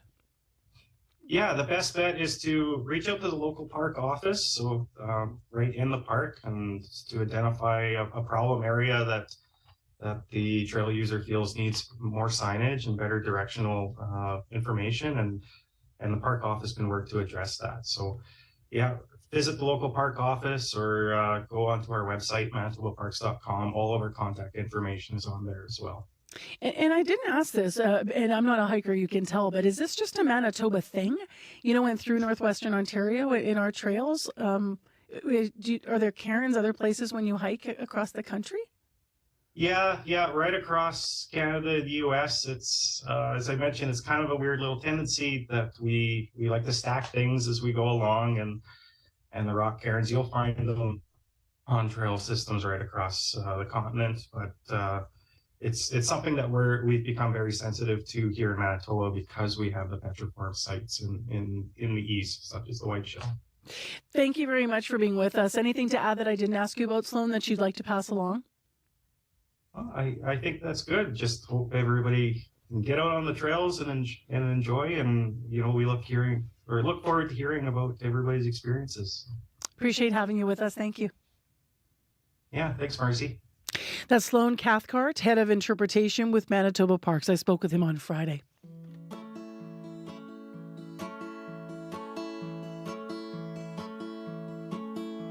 You're taken by the woods, even though you're aware of the slippery cliffs and the big black bears and the salal snares taller than yourself, ferns growing as thick as the trees. Yeah, you're looking for a flag at the top of the hill. It's a race against the light. No one false step can mean stay in the night. Yeah, and that's why you should never travel alone. No, you should never travel alone. And you know that there's just one false step and you might not make it home. And so you watch for the loose rocks under your feet, stepping on wet stones, crossing over creeks, climbing up cliffs, over dead trees. You watch your step, you get your footing right. Yeah. And a broken compass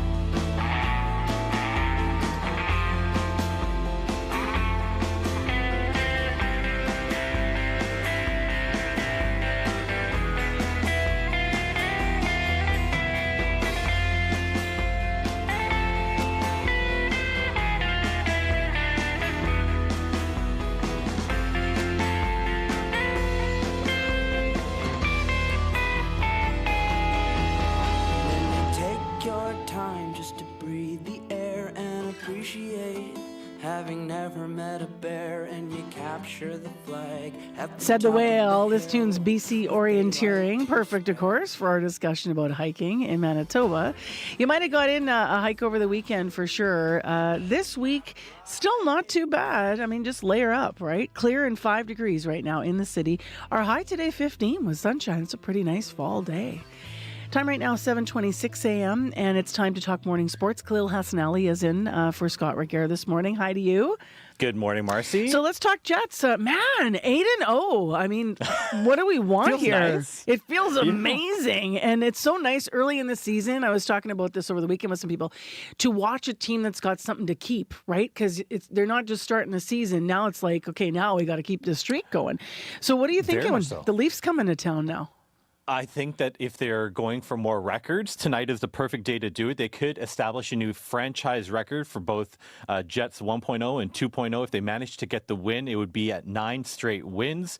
Actually, since Winnipeg closed out last season on an 8-game win streak, they've now gone 16 regular season games without a loss. However, the streak doesn't carry over between season to season, so that doesn't count, but it does in our hearts. Still, the team is in good spirits as they head back to the Canada Life Centre for tonight's game. Winger Cole Perfetti, whose goal on Saturday in Calgary preserved the win streak. Pretty awesome. I mean, I think you guys can hear it. The guys are excited. The guys are happy. It's to be able to come on the road and get all 3 games too. That's a great trip for us. And we're just going to try to keep this going. We're feeling good. We're playing great, and the mood's really good. So, there's nothing better than winning. A win tonight would also inch them closer to the NHL record for longest win streak to start a season that currently sits, Marcy, at 10 games, held jointly by the 06 Sabres and those 93 Toronto Maple Leafs. And I got it just before we leave the Jets, just nod to something they posted over the weekend. They posted a picture of this fan. They said, we just hope she had a great night. This is on Facebook. And it had to do with a stare down that happened between a player from Calgary, I guess, and then she stared right back. And the crowd just went crazy here locally, at least. Here at home, rather, people watching just went crazy for this moment. So not backing down. Yeah, we're going to especially in opposing territory. I know. We're going to have that fan. We're going to have to try to get that fan on the air today, I think. Totally. Along with Sergio Castillo to talk about how he summons the wind, by the way, for the Bombers. It's a good weekend to be a Winnipeg fan, I'll tell you. Definitely. All right, let's talk figure skating here, though, because a Canadian figure skating duo once again found themselves atop the podium at the Skate Canada International event. Piper Gillies and her partner Paul Poirier took home gold in the ice dance competition. Most impressive thing about the win, it was their 5th time in a row they had won this competition. Gillies says it feels good to start out their year in unison. There's not much feedback. It was just, I think I was so happy with how we skated that and presented that. We were so calm backstage. We were communicating well. We just took every step together. And I think, I don't know, it's nice to put that in our back pocket and know that that's what we need to do to be champions and hopefully continue that on for the rest of the season. So the pair become only the second duo to ever capture 5 straight titles at this competition. They said afterwards, it's an honor to join Shaylin Bourne and Victor Kratz in the record books. Now, Gillies and Poirier have always taken a year-by-year process to their competitions, but they have committed to attending the next Olympics in 2026 in Italy, where they're still looking for their first podium finish. Marcy. And finally, is a football game deciding the outcome of the upcoming presidential election? Perhaps. It's called the Washington Football Rule, and historically what happens is the result of Washington's last home game before the American election has all but once since 1940 correlated to who wins. So if Washington wins their last home game, the incumbent stays in. If they lose, there's a change. So yesterday, Washington played their final home game against Chicago. They were down with seconds to go, and they actually managed to pull out the Hail Mary win. So mark it down as a Washington win. So if history holds true, we have our answer all ready for November 5th. So no need for all of these election specials. I gave you the answer this morning. Thanks, Khalil. Awesome. No problem. All right. Thank you. We were supposed to go to the States next week, but, we've got it now. Yeah, we got it. Khalil Hassanali filling in for Scott Regehr this morning with CBC Sports. Your CBC Winnipeg News is next. This is CBC News. Good morning. I'm Heather Wells. In Winnipeg at 7:30, it is 5 degrees. That is the normal high this time of year. We'll get much warmer than that. A high today in Winnipeg of 15. Sunshine and breezy as well. A man who came to Winnipeg to escape violence of Brazil is speaking out after being attacked with a machete when coming home from work. Ariel Martez got off the bus near Roque and Helmsdale before midnight earlier this month when he was approached by two men. One had a gun demanding everything he had. Martez gave them his AirPods and his phone, but the robber demanded more, and that's when he was hit with a machete. The machete hit my left leg and my left arm. In my left arm, I have damaged the tendons, the 3 extension tendons on my left arm and my wrist. Afterwards, the guy asked for my backpack. I could not raise my arm because my hand was already injured. Martez says the two men ran off and he had to walk more than a kilometer home. He works as a server at a hotel and says the injuries to his arm and leg mean he won't be able to work for some time. No arrests have been made. It's not the only machete attack police are investigating. A 56-year-old man has life-altering injuries after an unprovoked attack. It happened early Friday morning while the man was walking on Ellis near Beverly. Constable Stephen Spencer says a man unknown to him attacked him from behind with a machete. The victim left with severe injuries. A random attack with a machete, that's concerning. And that's why our major crimes unit is working as hard as they are to determine who this may have been and asking the public for any information they might have. Spencer says police are asking anyone who has surveillance video from the area at that time to get in touch. The suspect is described as 5'11", wearing a dark hoodie and jeans. Waiting for a security rebate. This past summer, the province rolled out a home security rebate program with a lot of fanfare, but most of those people are still waiting for that money. Kayla Oliver is among them. She called and emailed the province for an update weeks ago, but has received no response. She is surprised by the government's silence. I thought by now, especially for us who were in the initial round of applications, that we would have heard something regarding our application status. It would have been nice for sure, but at this point, we're not too sure what to think. Of the $2 million budgeted for the program, just over $300,000 or 15% of the money has been handed out. In hopes of speeding things up, the government has doubled the number of staff processing applications. University of Manitoba students are commending the bravery of a woman for fighting off an attacker in her dorm room Friday morning and for her choice to come forward about the incident. On social media, the woman says the intruder came into her room and beat her while trying to sexually assault her. She managed to fight him off, run away, and pull the fire alarm. Samantha Westlands is a student at the U of M. I just hope that the victim is doing okay, and I think it was really amazing and strong of her to come forward and say exactly what happened. Winnipeg police have arrested a 46-year-old man. He had been convicted of 2 other violent sexual assaults in 2013. Dozens of people living at a Winnipeg apartment block managed by a landlord accused of illegally evicting other tenants were told they too had to move out. As CBC's Rosanna Hempel reports, one couple alleges they were pushed out despite having leases and nowhere safe to go. Alicia Wallen and Jason Podolaniuk moved into 583 Furby Street in 2022. This summer, it got a new owner. The couple says when that happened, their hydro and water were shut off. Then the new landlord offered them money to move out. Wallen says she didn't accept the payout, but she alleges she was pushed out anyway, despite having a lease. They're like, okay, so you're going to stay then? So you're not going to take any money?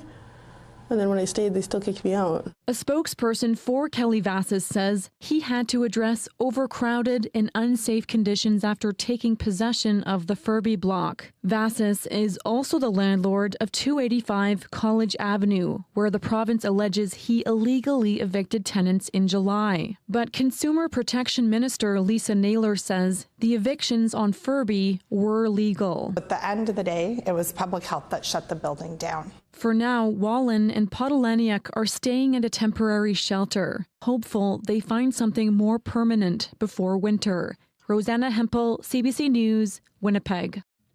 A monument honoring Canadians who fought in Afghanistan has been unveiled outside the McGregor Armory. Thousands of Canadians served in Afghanistan over 12 years. More than 150 did not come home. Jim Segi was at the unveiling of the monument, a light armored vehicle used in the war.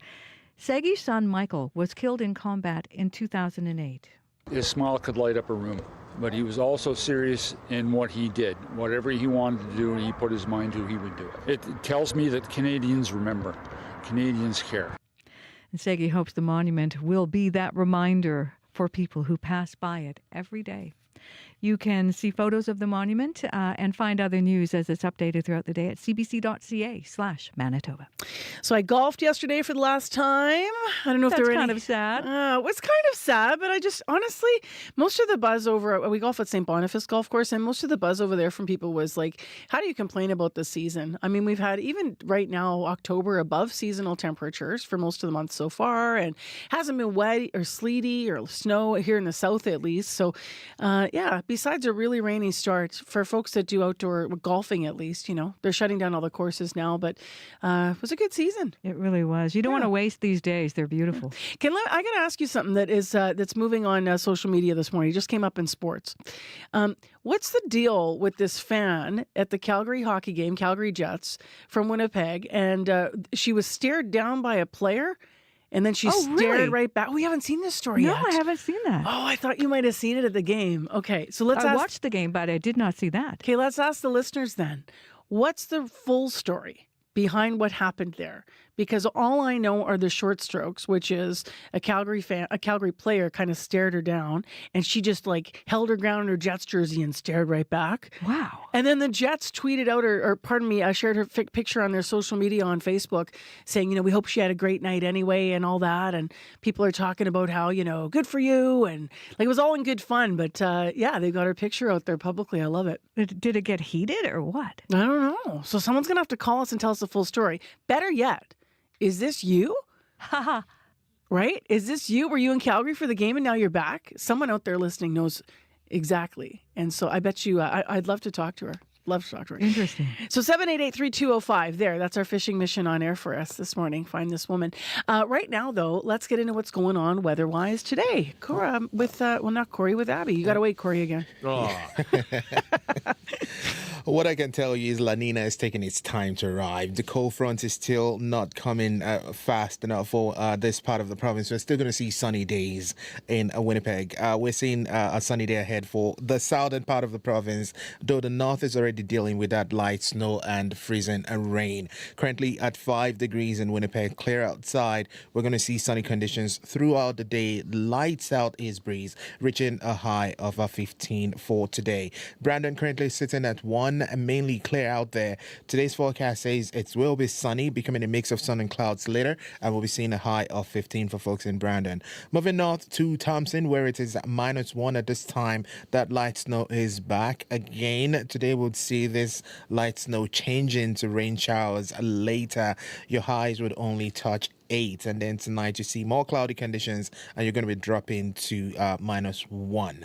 Further north in Churchill, -3 already. Mostly cloudy conditions you're seeing today, and this will stay with you for most of the day as you're expecting snow to start later this morning. The high would only be around 0. There's a wind chill to take note of because it's going to be feeling like -13 for folks up there. Down in Dauphin, 9 and clear. Forecast calls for mainly sunny skies, highs of 13, and then this clear conditions you're seeing will give way to partly cloudy skies overnight, and you dip down to 0. Gimli at 6, also clear out there. The forecast for the Interlake region calls for more of a sunny conditions, and we'll see a transition to a mix of sun and clouds, and highs would get to 13. Steinbach at 6, similar to Morris, clear. Forecast calls for sunny and gentle breeze in the forecast, reaching a high of 16, and then the clouds will roll in later, developing, dropping the temperatures down to 5. Morris at 4 and clear. Forecast for the Pembina Valley region calls for sunny skies, highs of 16. So across board, we're going to enjoy sunny days, a sunny day down south, and the highs would get to mid-teens, and then the north will be seeing more of cooler temperatures with light snow falling for most of the day. Winnipeg currently 5 degrees. You know why I love this town? Because when we're hosting the show, we're doing a radio show, but we're also kind of just at a kitchen table. So. Yeah. In the time it took for you to do the weather, I now know who that fan was at the Jets game that everyone's buzzing about that's now suddenly famous. Cheryl, I think it's Demert or Dimart. I hope I'm saying it correctly. Demert. That's who it was. So around town, everyone's going to know who she is. Certainly the next Jets game. Yeah, she did us Cheryl. proud. Way to go, Cheryl. Stand there, stand your ground. Stand your ground. All right, what's going on in the commute, Corey?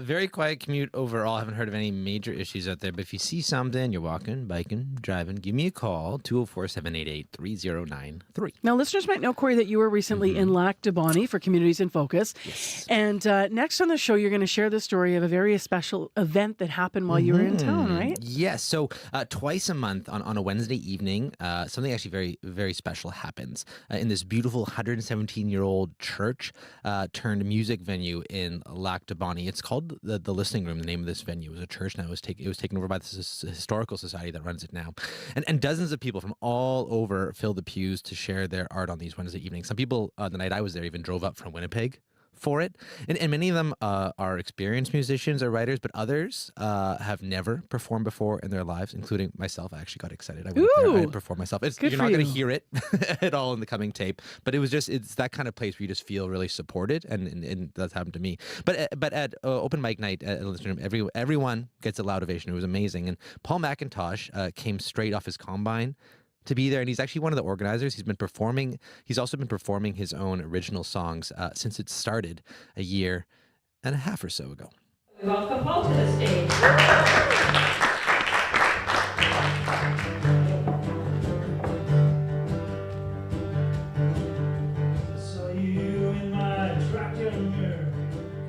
I'm Paul McIntosh, and I'm just a member of the board of the Fire and Water Music Festival, who has taken over responsibility for the Listening Room and the concert series and the open mic.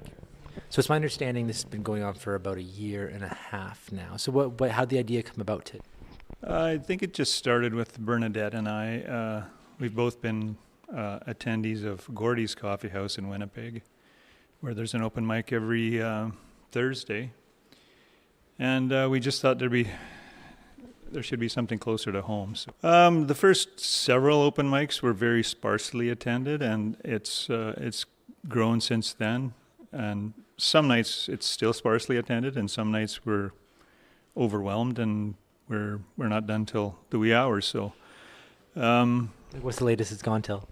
I think our wind up last year went until midnight. I had to go get up in the morning and farm, so I left around midnight. I'm not sure exactly what time they finished up. Wow. So and yourself, are you a performer yourself? I am a performer, yeah. I'm a reluctant performer, I call myself. Why is that? I really enjoy songwriting. I don't so much enjoy being in the public eye. But I realize that nobody's going to hear the songs I write unless I get out and sing them, so that's what I do. So is this where you mostly, get to test your songs out on people here? Yeah, I've been a member of some song circles in this city for years. One called the MISC, the Manitoba Independent Song Circle. It's amazing. And so this year and a half, then, have you found it's made a difference for you as a performer? Are you slightly less of a reluctant performer? No, this is a lifelong affliction, I'm afraid. I have a love-hate relationship with it. Once I'm on the stage and behind the microphone and actually started performing, I'm okay with it. But it's the time leading up to it that's the most difficult. But I'm a big boy, and I should be able to, at this point, push through it.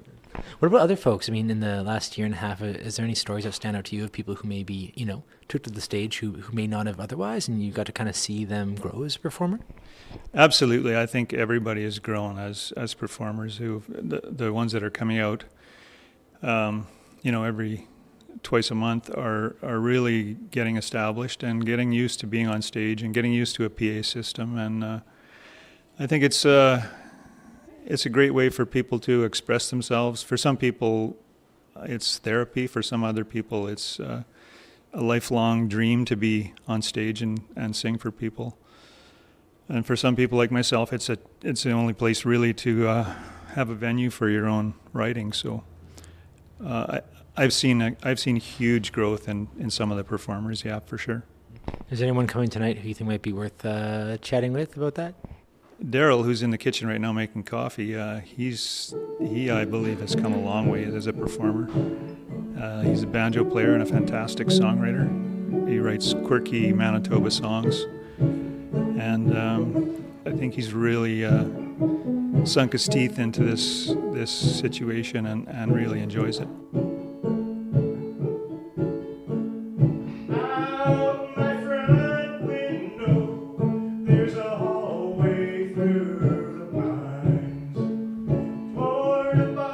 My name is Daryl Reimer. I perform as Lefty Augers, and I participate in the listening room open mic here in Lac du Bonnet. So what role has, this has been around for about a year and a half. What's it like for you to have a venue like this to share your music with people? It's been extremely valuable for me to just make connections in the community and to have opportunities to express myself.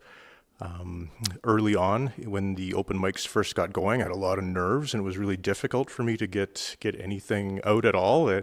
Meanwhile, at home, I'd have this experience where I felt like I was creating some magic, and then it'd just be a bunch of bumbling up on stage here. But it's a really supportive environment, and just by staying involved, it's given me a lot of motivation to keep practicing and build confidence and that's still happening, but at this point I feel pretty proud of what I can present to people at times.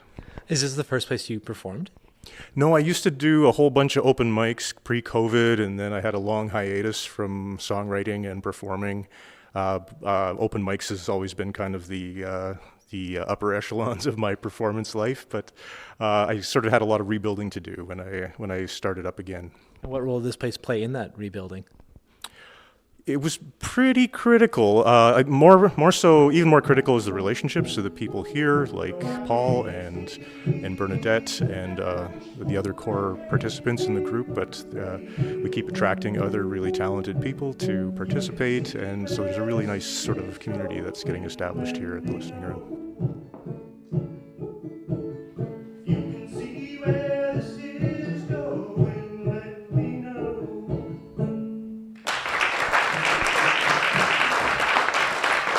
So that was Daryl Reimer, a.k.a. Lefty Augers, performing at the Listening Room in Lac du Bonnet earlier this month. CBC was there as part of Communities in Focus. You also heard there from fellow performer and organizer Paul McIntosh. So the next open mic, in case you're there in the area or you want to take a drive from Winnipeg, as they like to say in Lac du Bonnet, it's just one big cup of coffee away. The next open mic is Wednesday, November 13th. And if you want more information, they have a really good Listening Room Facebook page for Lac du Bonnet. Breaking news happens anywhere, anytime.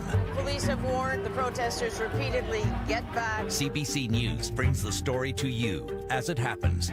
Hundreds of wildfires are burning. Be the first to know what's going on and what that means for you and for Canadians. This situation has changed very quickly. Helping make sense of the world when it matters most. Stay in the know. CBC News. Well, one of the things that we're trying to get in the know about this morning is a new report that's just come out today, the Food Banks Canada report. You're hearing some analysis on World Report, but we're going to talk to the CEO of Harvest Manitoba after 8 o'clock about how this report is being, mirrors what we're seeing in Manitoba and what in it is different from what we're seeing in Manitoba. So we'll get a sense of the current need after 8. It's 11 minutes to 8 right now. It's Monday morning, and thank you for joining us here on Information Radio. I'm Marcy Marcusa, and here with the team on CBC, where it is school day number 2, by the way. Coming up next on the program, we're going to build on a story that you may have heard in the news and a warning that it may affect those who've experienced or know someone who has experienced sexual violence. It is a scenario that no one wants to hear. Last Friday at about 4:45 in the afternoon, in the morning, 4:45 a.m., 46-year-old Gary Jr. Edwards entered the Arthur V. Morrow residence at the South Campus of the University of Manitoba in Winnipeg, and he broke into a victim's room while she was asleep. As you've been hearing in the news, the woman described the attack on social media. She said the intruder came into her dorm room and beat her while trying to sexually assault her, but she managed to fight him off. She ran out of the room. She pulled the fire alarm, and people are applauding her for what she did. CBC News is not identifying her because she is the victim of a crime. She's in stable condition, and she is right now being treated, by the way, for her injuries. Later that evening, Edwards was arrested and charged with several offenses, including sexual assault. Edwards is, though, a convicted sex offender. He was released under specific conditions last November. He spent 12 years behind bars for 2 violent sexual assaults, among other charges. Well, the public was notified of his release. This morning we're asking, is enough being done to protect the public from dangerous convicted sex offenders? CBC's Gavin Axelrod spoke to University of Winnipeg criminal justice professor Michael Weinrath all about this via Zoom. I mean, it's been a significant issue actually for a long period of time. And there's been a number of things that have actually occurred in the criminal justice system more broadly, legislation, policy, but also in Manitoba. However, the reality is it's very difficult to make a case to lock people up forever. There's only so many restrictions you can put upon people who have actually served their sentence. Back in the mid-1980s, the federal government actually made a change to dealing with sex offenders who posed a risk, had committed some serious crimes or had a record for serious sex crimes, were not interested in taking treatment. Typically, if you had, say, a 6-year sentence, you'd be released after 4 years, usually under some form of supervision. It's the right of every offender in provincial and federal custody. So it's a significant move to actually say, we don't care if you behaved yourself or not, we're going to keep you for the full sentence. So instead of getting out after 4 years, that 6-year person would serve the whole 6 years. In the 1990s, after some high-profile sex crimes involving youth, involving homicide, there was a high-risk offender task force established, and the federal government made a number of changes. One of the things that we saw was a dangerous offender designation. An offender can be declared a dangerous offender subject to life imprisonment. Now, that sounds great, but again, in practice, it's difficult to prove. I mean, somebody may have committed some really serious sex crimes, but do they have a number of new crimes having been committed? Is there any reason to write off any potential for rehabilitation? So dangerous offender, I mean, it's used, but it's not used that often. There's a significant amount of Crown prosecutor resources that are required. And yeah, in a lot of cases, if you can't establish that they were serious, but also repeat serious, difficult to get that designation. Now, the federal government, though, also added a 10-year long-term supervision order. Federally, you're not eligible for probation if you get a sentence of over 2 years in custody. But now offenders will have what they call the long-term supervision order. They'll have to report to a parole officer. So if they get a 5-year sentence, 10 years after that, they've got to report to a parole officer. So they can be under supervision, and if they muck up, they can be suspended and put back into federal custody. On the treatment side, though, they have offered federal programs. They actually have a facility, Bowden, that's devoted to sex offenders and other protective custody inmates. Provincially, we've actually had the Assiniboine Treatment Center at Headingley Correctional Center. So provincial inmates, remand who volunteer for it, sentenced inmates can actually go to that therapeutic community and get some support. Probably one of the most significant things from an enforcement perspective, though, is this use of Section 810 recognizances for individuals who have actually completed their sentence. So in other words, a person gets sentenced to 6 years in custody. Prior to their release, they can go before a judge and have a supervision order, with curfews and not allowed to be by schools or nurseries, kids 16 years. There's all kinds of restrictions that can be put on a person. So this is really oppositional to a lot of the values in our criminal code and charter, right? The idea that you get a punishment, you serve it, and then your life goes on. Under these Section 810s, you can be supervised for up to another year or 2 years. And if you violate those, then you stay under that supervision. So we have a few people in Manitoba who've been under Section 810s for years and years and years, long after their original sentence. But police and the Crown in these situations have to show that the person is a high risk to reoffend. They haven't been interested or participated in treatment. And so in Manitoba, the Section 810s are usually supervised by CORU, the Criminal Organization High Risk Offender Unit. So there's lots actually that's been done with respect to sex offenders and serious sex offenders in Manitoba and, of course, nationally. Since I believe the mid-1990s, Manitoba does have a review board. And so corrections police can refer offenders, sex offenders, to the review board, well, potentially violent offenders too, but usually it's sex offenders. They can refer them to the review board, and the review board says, oh, well, we got to tell the public about this. And then they'll post the notice and they'll put a face on the website. How do you think people will feel toward the justice system when something like this happens? Yeah, people get angry. It's a horrible crime. You're put away for a long time. You know, you can't lock up everyone forever. You know, the answer to these usual things, unfortunately, is, well, we need more supervision, more crown, longer jail sentences. But, you know, well, I shouldn't say, most offenders get out eventually. And so, you know, these things are, in the end, impossible to prevent 100%. That's the CBC's Gavin Axelrod speaking to criminal justice professor Michael Weinrath from the University of Winnipeg via Zoom about this story. If you or someone you know has been affected by sexual violence, there are some resources you can use, and there's numbers you can call. Clinic Sexual Assault Crisis Line is 204-786-8631, or you can contact the Winnipeg Police Victim Services, and that is 204-986-6350. And of course, we'll have more analysis of this story throughout the day as it's featuring in our news this morning. It is 3 minutes to 8 o'clock. Speaking of which, Heather Wells is here with more headlines. Good morning. Well, a man who came to Winnipeg to escape the violence of Brazil is speaking out after he was attacked with a machete when he came home from work. Ariel Martez got off the bus near Roach and Helmsdale before midnight, October 11th, when he was approached by two men. One with a gun demanded everything he had. Martez gave him his AirPods and phone, but the robber demanded more. That's when he was hit with the machete. He says he no longer feels safe in Winnipeg.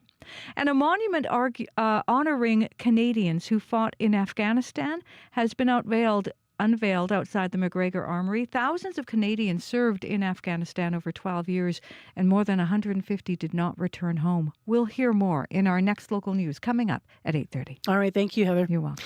In weather, it's 5 degrees in Winnipeg. It's clear. Our high 15 with sunshine and some light winds today. Call us if you need to on the commuter line. That's been moving well so far. 788-3093, though, if you have any updates.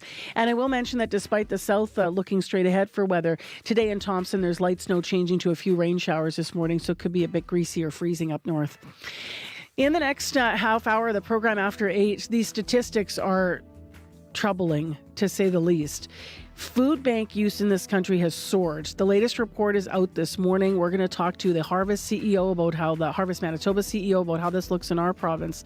But percentage change of users, if you look over 5 years from 2019, 90% higher than in March 2019 is what they're seeing in terms of the number of people that are using food banks in this country. So we'll find out more about who the clients are, and also why in this report they're saying that food banks, close to 30% of Canadian food banks, are now reporting that they are simply running out of food. Stay tuned. After 8 o'clock, we'll talk all about it. Right now, the World Report.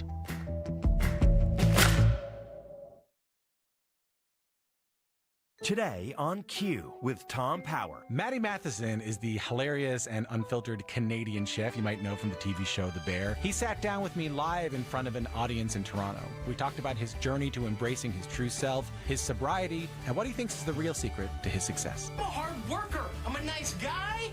That's coming up on Q, followed by Commotion with Elamine Abdel Mahmoud on CBC Radio 1, the CBC Listen app, and everywhere you get your podcasts. The CBC News is next. Coming up in half an hour, it's The Current. I'm Susan Ormiston. Timothy Snyder is a historian and an author of a New York Times #1 bestseller on tyranny. Now he has a follow-up to that book on freedom. Matt Galloway's conversation with Timothy Snyder coming up on The Current. This is World Report. Good morning. I'm Marcia Young. The Canada Revenue Agency has a responsibility to protect our money and our private data. But an investigation by the Fifth Estate and Radio-Canada found the agency has lost millions to scammers. The government has kept Canadians in the dark about the massive number of breaches to tax accounts. Danielle Leblanc has more.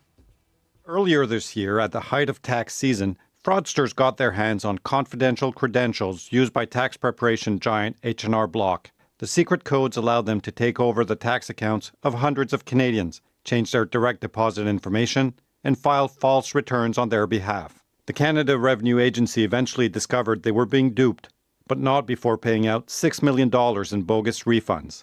CBC News has learned that Ottawa has been vastly underreporting the number of breaches affecting taxpayers to the Privacy Commissioner. Over the last 4 years, the CRA has reported just over 100 material privacy breaches. In answer to questions from the Fifth Estate, however, the agency admitted to being hit by 31,000 breaches since 2020, exposing the private information of 62,000 taxpayers. The door is open and some people are infiltrating the system. This is André Larreau, a professor of tax law at Laval University. He fears Canadians could lose trust in the country's tax system. CRA has to tell taxpayers, look, we have a problem. We will make sure that it does not happen in the future. In a statement Friday evening, the CRA said it lost $190 million to imposters since 2020, most of it at the start of the pandemic. It said its systems have improved, but didn't explain how it was duped again this year. H&R Block said this year's data breach did not occur on its end. Daniel Leblanc, CBC News, Ottawa. In the United States, many people are calling Donald Trump's rally racist, misogynist, and insulting. Thousands of people gathered at the event at Madison Square Garden last night, featuring not only the Republican presidential candidate himself, but also some of his biggest MAGA cheerleaders. The CBC's Karen Pauls joins me now from our Washington bureau. And Karen, what happened during Donald Trump's rally? Well, former President Donald Trump used the iconic venue to deliver his closing arguments to voters, but it began with vulgar, racist, and misogynistic comments by his supporters. Comedian Tony Hinchcliffe made a derogatory remark about Latinos making babies and also said this. There's literally a floating island of garbage in the middle of the ocean right now. Yeah, I think it's called Puerto Rico. Trump's campaign is dissociating itself from those comments, but his own rhetoric also used dehumanizing language. The United States is now an occupied country, but it will soon be an occupied country no longer. On day one, I will launch the largest deportation program in American history to get the criminals out. The Harris campaign has condemned that language as divisive and demeaning. Kamala Harris used her rally last night to distance herself from her competitor. What can you tell us about that? She was in Pennsylvania talking about reproductive health rights and also the impatience for change, especially for young people.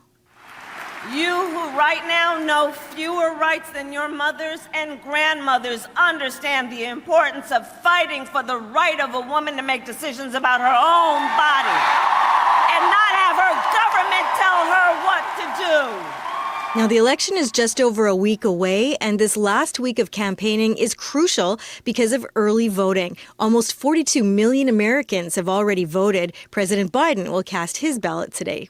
All right. Thank you, Karen. You're welcome. The CBC's Karen Pauls in Washington. In this country, it is voting day in Saskatchewan. It is the third province to go to the polls this month. The governing Saskatchewan party is seeking a fifth majority government, but the provincial NDP is hoping voters are ready for a change. Alexander Silberman reports.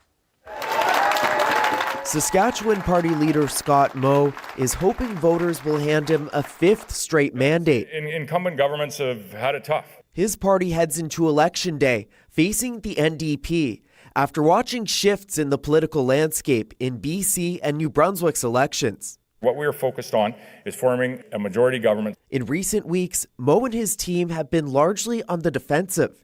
He's campaigned heavily in areas where the party has won comfortably in the past, asking voters to stick with the Sask Party, which has governed since 2007. If you want our economy in Saskatchewan to continue to grow, you need to choose the Saskatchewan Party. NDP leader Carla Beck is hoping for a breakthrough. There's a feeling of change in the air in Saskatchewan. Trying to sway voters in rural ridings and flip seats long held by the Sask Party. She's promising increased spending on healthcare and education and to make life more affordable. You know, our message is not just for urban Saskatchewan. It's not just for, a select few voters. These are issues no matter which community you're in. According to Election Saskatchewan, people have turned out in record numbers for early voting. And with each vote to be counted by hand, it could be a long election night before a projected winner is called. Alexander Silberman, CBC News, Regina. Today is a deadline for Justin Trudeau to respond to a group of Liberal MPs who say he should step down as party leader. But the Prime Minister has already said he is staying right where he is. Let's go to Janice McGregor in our Parliamentary Bureau. And Janice, what happens now? Good question, Marcia. Last week's confrontation was intended to be a collective action, but as we wait to see what this group might do next, there's scant evidence it continues to act in solidarity. On Rosemary Barton Live yesterday, one of the first MPs to speak out, New Brunswick's Wayne Long, said each MP actually is in their own space right now. I'm not sure what people expect us to do. We went in, we expressed our opinions to the Prime Minister, strong opinions. We asked him to step down. A lot of it is up to each individual MP. If there's no collective enforcement, though, of consequences around this deadline they set, the uncomfortable truth for the MPs involved here is that this may be a deadline that makes no difference. The Conservatives, though, are carrying on as if an election campaign has already begun. Tell us about that. Pierre Poilievre out at dawn today, releasing new social media, adding another plank to his housing platform, saying a hypothetical Conservative government would remove the GST from any new home with a selling price of under $1 million. On an $800,000 home purchase, this Conservative tax cut will save you a total of $40,000. Now, while Canada's housing challenges continue to be on the supply side of the equation, Poilievre believes that this will spark more construction. But when he meets reporters later this morning, we'll also see if he gives any indication that his party's prepared to end what's effectively turned into a multi-week filibuster in the House of Commons. Because no confidence motion can be introduced to trigger a federal election campaign, well, all that's still dragging on. All right. Thank you, Janice. You're welcome. The CBC's Janice McGregor in Ottawa. New data from Food Banks Canada confirms what many of us suspected. More Canadians are turning to food banks more often. But the extent is staggering. Nearly twice as many people visited food banks this year compared to 2019, and it gets even worse. CBC's Heather Gillis has the details. Running a bit low today. We served just under 100 people this morning when we were open for 3 hours. So demand is up at Bridges to Hope, a food bank in the centre of St. John's. It's up so much, Executive Director Leslie Burgess says they're cutting back on the quantity of some food. So whereas in the past, a single individual would get a full box of cereal, it's now portioned out to a 4-cup serving. Similarly, folks used to get 1 cup of instant coffee, and now that's cut back to 3/4 of a cup. Bridges to Hope fed 13,000 people last year. This year, on track to help 17,000. That's 30% more. It's not the only food bank seeing surging demand. This is showing that perhaps we're really reaching our capacity and our limits. Food Banks Canada 2024 Hunger Count says food bank visits in the country were up 6% this March compared to last, with 2 million visits, nearly double 5 years ago, says Richard Matern. So food banks are not designed to support this type of rapid increase in such a short period of time. And as a result, what we're seeing is many are buckling under the strain. Both Matern and Burgess are calling on the federal government to create a GST credit for groceries and essentials to relieve the pressure. Heather Gillis, CBC News, St. John's. And that is the latest national and international news from World Report. News anytime at cbcnews.ca. I'm Marcia Young.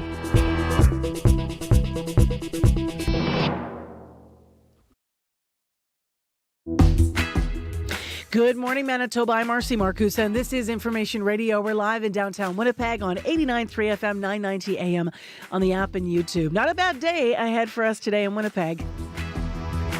Could be a little bit sleety up in Thompson, but for Winnipeg, lots of sunshine, and Abby's going to tell us about that daytime temperature and how we're starting here this Monday morning in a moment. Well, one of the things we are starting with, unfortunately, you just heard on World Report, is the food bank situation across this country, and the report that's out today looking at the lay of the land. In March 2024, there were more than 2 million visits to food banks in Canada. That is the highest number in our country's history. The other stat that's really stood out for me upon looking at this morning is that usage is up 90%. That's over 5 years. Now, those are national stats. What does that look like in Manitoba? We're going to talk to the CEO of Harvest Manitoba this half hour, all about it. And as I mentioned, that report just came out this morning. So lots of details to get through here. Right now, Heather Wells is in with other news that's changing. She has our headlines. Good morning. Good morning. Well, University of Manitoba students are commending the bravery of a woman for fighting off an attacker in her dorm room Friday morning and for her choice to come forward about what happened. On social media, the woman says the intruder came into her room, beat her while trying to sexually assault her. She managed to fight him off and run away, pulling the fire alarm. Police have made an arrest. We'll hear more about that. We're also going to hear the story of a man who came to Winnipeg from Brazil to escape violence there, but he was attacked here with a machete on his way home from work. We'll hear his story in our next local news at 8:30. All right. Thank you, Heather. You're welcome. The forecast now. Abby? We are looking at a sunny day down south with highs reaching 16 in Morrison, Steinbach, and it's going to be cooler up north. Churchill gets to 13, while Thompson would only get to a high of 8. It's currently 5 degrees downtown, which is the usual high for this time of the year. We're going to enjoy some sunshine in the city today. Nice, gentle southeast breeze picking up this afternoon, but coming as we get into the evening, making it even feel, 10 degrees warmer than the normal. This afternoon, the high would get to a high of 15, and then partly cloudy conditions we'll see tonight. Up north, we're expecting snowfall today for Thompson and Churchill and regions in that area. While down south, it's going to be sunny, warm. We're going to see highs near 16. Currently, Brandon at 1, Dauphin at 9, Gimli, Steinbach, Morris, all hovering near 6 degrees, and we'll see highs near 16 for today. We were talking earlier on the show, Abby, about how in Manitoba we might not complain about the wind anymore, especially gusts of wind anymore, because anyone who watched the Bomber game knows that it really helped us. I know it wasn't here, but yeah, right? That was crazy, the way that transpired over the weekend. I just held my breath when I saw the ball just tilting to the right, and I'm like, okay, yeah, going the other way. I know. So if you missed all of this, I need to explain to you why you might on your social feeds this morning see the Bombers kicker Sergio Castillo being celebrated as a wind god. Some people are putting out these memes because the Bombers won 28-27 over Montreal, in Montreal over the weekend, but there was this crazy last play, like literal, we're going to be talking about it for years in our local history books here.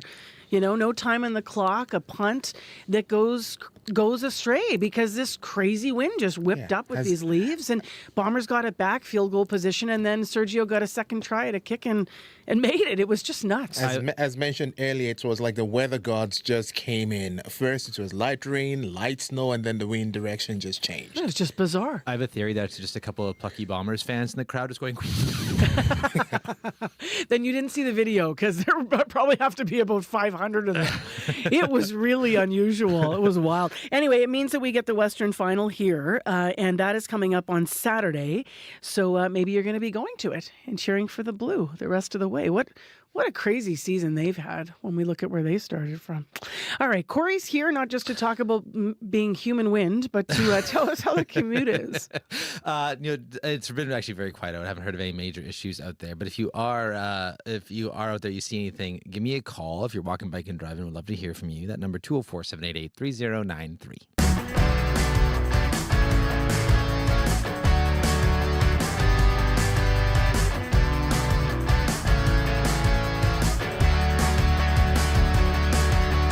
8:15 is the time right now. And as I mentioned, the Food Banks Canada's annual report is out. It just came out this morning.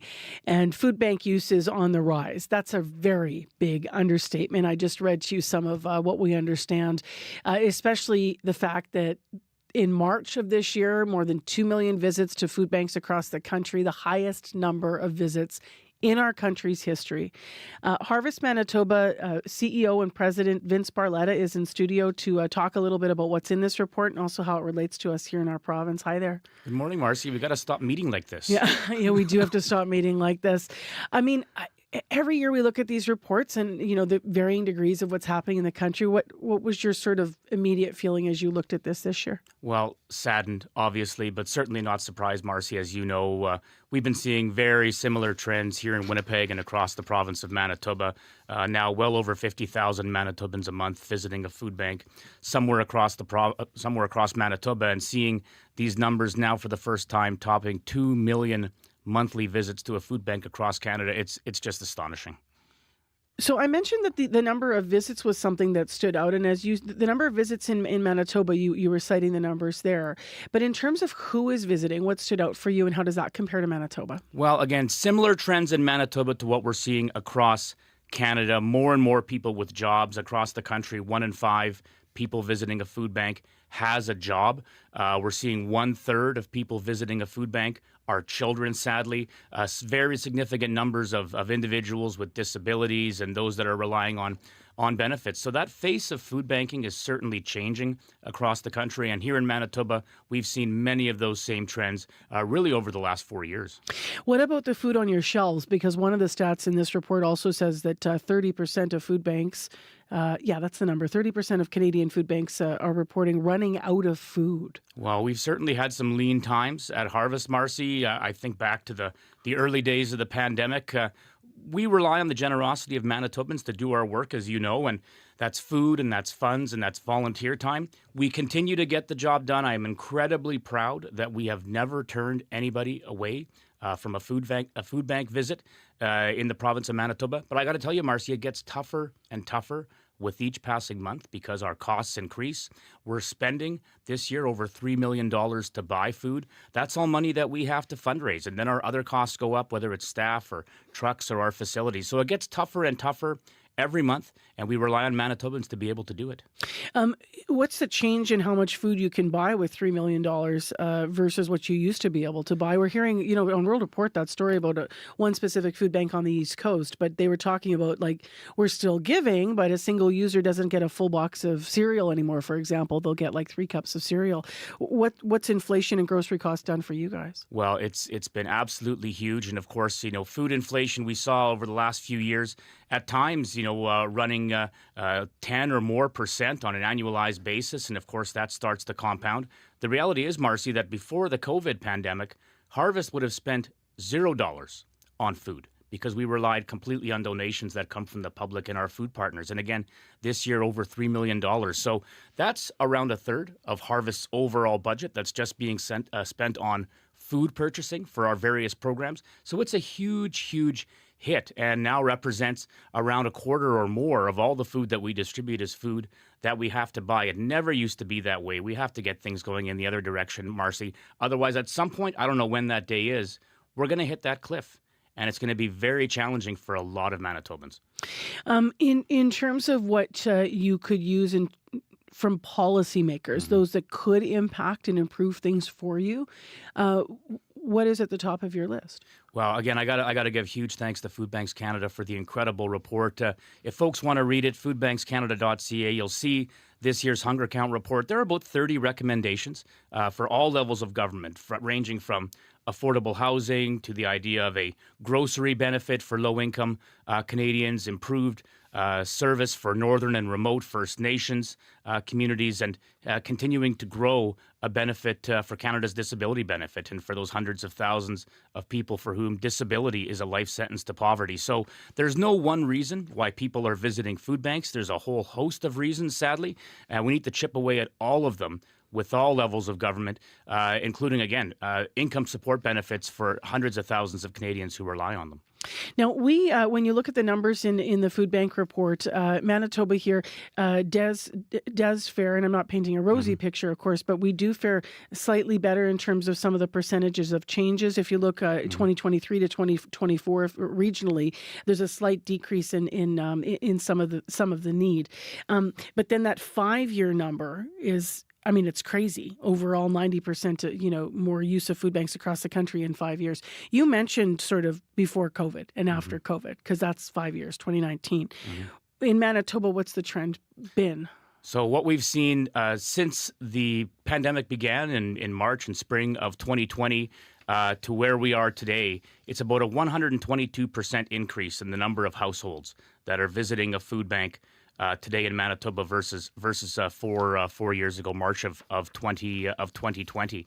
And again, those are absolutely unprecedented numbers. You mentioned this March versus last March. The way the Hunger Count report works, they do a survey of food bank use within the month of March.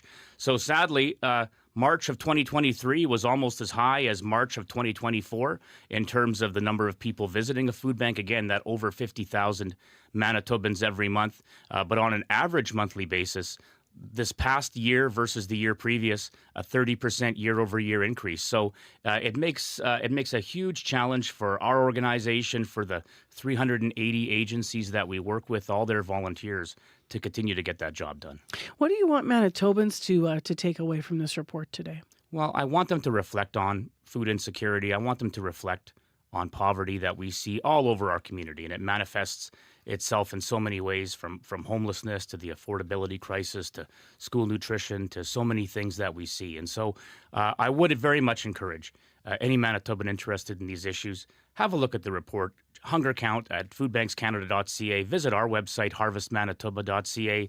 If you and your family are able to support us with your food, your funds, your time, there's been no better time like the present, and there's been no better time than the last few years to support our work, because it is helping more Manitobans than ever before.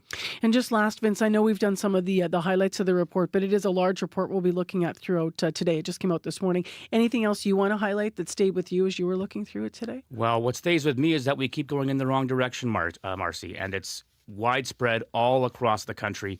We need to work, harvest other food banks, other organizations, working with all levels of government to have a grown-up conversation about poverty and food security, including developing a food security strategy right here in Manitoba to help us move in the right direction. We want to do that. Thank you for being here. Thank you, Marcy. That is Vince Barletta in studio with us live at CBC. He's the president and CEO of Harvest Manitoba. And yeah, you can look at that report. There's links on their website to the new realities across this country and the report coming out today. On the topics that matter, your voice should be heard. I'm really concerned. And I'm not really happy about that. Radio Noon is where you can voice your take. I'm Janet Stewart. From 12:30 to 1 p.m., Radio Noon opens the phone lines on one important topic. It just brings everyone together. Radio Noon's call-in segment, 204-780-0893. We want to hear from you, weekdays on CBC. Time right now is 8:23 a.m. It's Monday morning. Thanks for joining us, everyone. My name is Marcy Marcusa, and this is CBC's Information Radio. 89.3 FM, 990 AM on that app or on YouTube. Now, if you've been with us for part of the morning, then you would have been hearing quite a story on the news. We have more of it next on the show for you. A victim of one of Winnipeg's recent Machete attacks is sharing details of what happened. Around midnight on October 11th, Ariel Martez was on his way home from work when he was attacked, just a kilometer or so from his home, which is in East Kildonan. He spoke with CBC's Arturo Chang about what happened. Two men asking me for the time. It was 12:04, and we went through different ways. Afterwards, a guy pointed a gun in my direction, going after me in the direction of Sheraton to Rothesay, and they asked for everything I had. I took my phone, I take my AirPods. The other guy jumps the gun, starts hitting me with my machete. I don't hit them back. I defend myself so I don't get more injured. The machete hit my left leg and my left arm. In my left arm, I have damaged the tendons, the 3 extension tendons on my left arm and my wrist. Afterwards, the guy asked for my backpack. I could not raise my arm because my hand was already injured. Afterwards, they decided that is not enough trouble for them, and they leave the location. I'm left to bleed in the street during 1 kilometer away from my house. I knock in 2 doors and try to stop 2 cars, but nobody stopped it. And then I got home at around 12:30. So what happened after you got home? Did you put yourself in contact with police? After I got home, my phone was stolen. My brother opens the door for me. He see me bleeding the floor. I had no more strength to lay down on the floor, and my father called 911. Emergency response takes about 5 minutes to get here. And after the first aid, by I think more 5 minutes or maximum 15 minutes, I was already another 5 minutes is already in the ER in the health science center.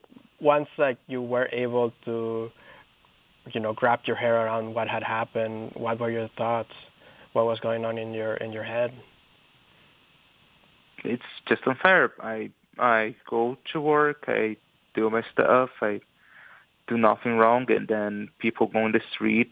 I came from Brazil to the city. It's just a shame that the city that once I thought it was safe, and once I thought it was a refuge for me and my family, that we could escape from the violence in Brazil. It's just a shame that we need to suffer this in Canada, Winnipeg. Yeah. How long have you been in Winnipeg? 6 years. Mm-hmm. And that is the first incident that ever happened in this area as well. I come back from I stayed in my school nearby here. Went home walking over by bus. Nothing happened. I work at a McDonald's at Rothesay. Now I'm in Northdale, and nothing happened. No, it's just a shame. Yeah. So, over those 6 years, nothing like this has happened to you, and now that it's happened to you in Winnipeg. In Winnipeg. Oh, so did you have incidents like this in Brazil? My brother was robbed in Brazil. He was not injured, at least. So, now that this has happened to you, are you more worried? What are your thoughts, I guess, on crime in the city, on your family's thoughts? If I think then this can happen, I was coming back from work. This can happen to anyone at any time. I just want people to be more aware to not go on the street at night. I do not want people to go in the street at night. I don't want people to be able to go in the street at night, but unfortunately, we need to be more fearful on the street right now. That was Ariel Martez speaking with CBC's Arturo Chang about what happened. In his case, he was one of Winnipeg's recent Machete attack victims and shared his story with us here at CBC, which you can look for online at cbc.ca/Manitoba. By the way, in his case, no arrests have been made. We carry a world of information in our pockets because we want to know. Breaking news that shapes our world. Staying on top of stories around the globe. And connected close to home. It's news you can trust. Delivered when you want and where you want. On Canada's News app. Now with CBC Radio 1. Local and live. Download the CBC News app for free. It is coming up to 8:30 in news time, but first let's find out what they're going to be talking about on Radio Noon in the call-in today. They've got some stats and pretty serious subject matter. Lori Hoogstraten's popped in. Hi there. Hi, Marcy. Yeah, the number of Manitoba businesses affected by crime on safety issues has increased by 11% over last year. That's jumping from 41% to 52%, like a significant rise. That's the finding of a new report. And Brianna Solberg of the CFIB says it's being, and this is a quote, a nightmare on Main Street. So today on our call-in, we want to hear from you. How have you been impacted by business and property crime? What needs to be done? And I think this is going to be a hot topic. So we want people to call us after 12:30 at 204-780-0893, or if you want to text us, 204-5 588-7355. All right, thanks, Lori. Thank you. So wherever you are in Manitoba, how have you been impacted by this? I think Lori's right. There's going to be a lot of people weighing in. If you want to call now, if you're busy later, 788-3797. One more number to throw at you. You can leave a message for the noon call-in. Right now, your CBC Winnipeg News. This is CBC News. Good morning. I'm Heather Wells in Winnipeg. At 8:30, we're still at 5 degrees. We've got a bit of a climb to get to 15. That is today's high under the sun. Bit of a breeze as well. A Winnipeg man who moved here to escape the violence of Brazil is now recovering from a machete attack. Ariel Martez was coming home from work as a server in a hotel restaurant. He got off the bus near Roach and Helmsdale when he was approached by two men. One with a gun demanded everything he had. Martez gave him his phone and AirPods, and then one of the men attacked him with a machete. They hacked at his leg and his wrist before running off. Martez moved to Winnipeg from Brazil 6 years ago. He says he is shaken. Once I thought it was safe, and once I thought that it was a refuge for me and my family, that we could escape for the violence in Brazil, it's just a shame that we need to suffer this in Canada, Winnipeg. Martez requires surgery to repair the damaged tendons in his arm. This happened October 11th. Police say Major Crimes is investigating. No arrests have been made. It's not the only machete attack police are investigating. The latest happened Friday early in the morning in the West End. Police say a 56-year-old man was walking on Ellis near Beverly when he was attacked. The suspect came up from behind, and the victim had no idea that this was going to happen. So there was no altercation, there was no argument prior to the assault. It was a surprise to the victim, and just as quickly it ended. Constable Stephen Spencer there. He says the victim has life-altering injuries. The Major Crimes Unit is asking anyone in that area, homes or businesses, who has surveillance video to get in touch. University of Manitoba students are commending the bravery of a woman for fighting off an attacker in her dorm room Friday morning and for her choice to come forward about what happened. On social media, the woman says the intruder came into her room and beat her while trying to sexually assault her, but she managed to fight him off, run away, and pull the fire alarm. Samantha Westlands is a student at the U of M. I just hope that the victim is doing okay, and I think it was really amazing and strong of her to come forward and say exactly what happened. Winnipeg police have arrested a 46-year-old man. He had been convicted of 2 other violent sexual assaults in 2013. Dozens of people living at a Furby Street apartment block were forced to suddenly move out in August. A spokesperson says the new landlord had concerns about the condition of the building. The landlord is accused of illegally evicting dozens of tenants at his College Avenue complex in July. But the province says the Furby evictions were legal. They say many people weren't authorized tenants, many people who were living there on Furby, and others were behind on their rent and utilities. Consumer Protection Minister Lisa Naylor says the residential tenancies branch was at the Furby property in August to let people know about their rights as tenants. She adds the province was worried about what the landlord might do. RTB went out of the way to take proactive steps to make sure that tenants were not treated in the way that they had been treated on College Street, and to make sure that no laws got broken by the landlord. At the end of August, the province gave the landlord a health hazard order to restore electricity, water, and more. It says as of October 1st, no one remained in that building. The vast majority of people who have applied for Manitoba's home security rebate program are still waiting for their money, and many don't even know if they're eligible. Of the $2 million budgeted for the program, slightly more than $300,000, or 15% of the money, has been sent out.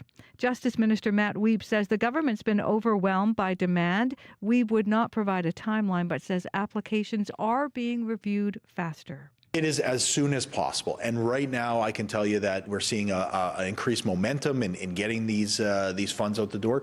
People are seeing the checks flowing. The money's getting out, and we want to just move it as quickly as possible right now. The government has doubled the number of staff processing applications. Some of the workers have been reassigned from other government departments. Unveiling a monument honoring those who fought for Canada in the war in Afghanistan. Dozens gathered for the unveiling of a light armored vehicle that will now sit on the corner of McGregor and McRae.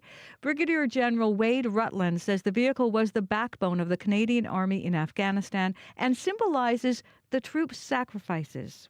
You and your crew and your platoon, your troop, you lived in those vehicles, you fought in them, you ate in them, and you lived your life in those vehicles. So to see one, it really is the perfect vehicle to be a monument for Afghanistan. It's been 10 years since Canada withdrew from Afghanistan. More than 150 Canadian soldiers were killed in the war. You can see that monument, the light armored vehicle. Just head to our website where you'll find other news as well, updated throughout the day at cbc.ca/Manitoba. All right, thanks, Heather Wells. You're welcome. Heather Wells live with us from our news center this morning. Big thanks to her, as well as Megan Ketchison and Joni Nicolo for our news department. Thanks to our associate producers in our current affairs unit, as well as our leaders in unit, Nellie Gonzalez and Leif Larson. Our live team, Corey Funk, Kevin Ipatebo, and Abby Adiemi. Always good times to spend some time with you folks. Last word on the road, Corey? Tip from my mechanic says get your winter tires on before Halloween. Yes. Because after that, you're going to be waiting for a long time. I'm getting mine on Thursday, so. Right under the wire. Right under the wire, yeah. Abby, the weather today. Sunny skies in the south with highs reaching 16, while the north will be seeing light snow, freezing rain, and cooler highs close to 8 degrees. And then it's even going to be cooler tonight. We're going to see it drop to about -1 in the north, and then we're going to see 5 and 6 degrees down south. Right now, Winnipeg, 5 degrees and lots of sunshine ahead. All right, thanks, Abby. Thank you. Take care, be well, Manitoba. Thank you so much for listening and spending time with us here at Information Radio. My name is Marcy Marcusa, and we're all back again tomorrow with another edition of the show. Take care and have a wonderful rest of your day. The Current is next.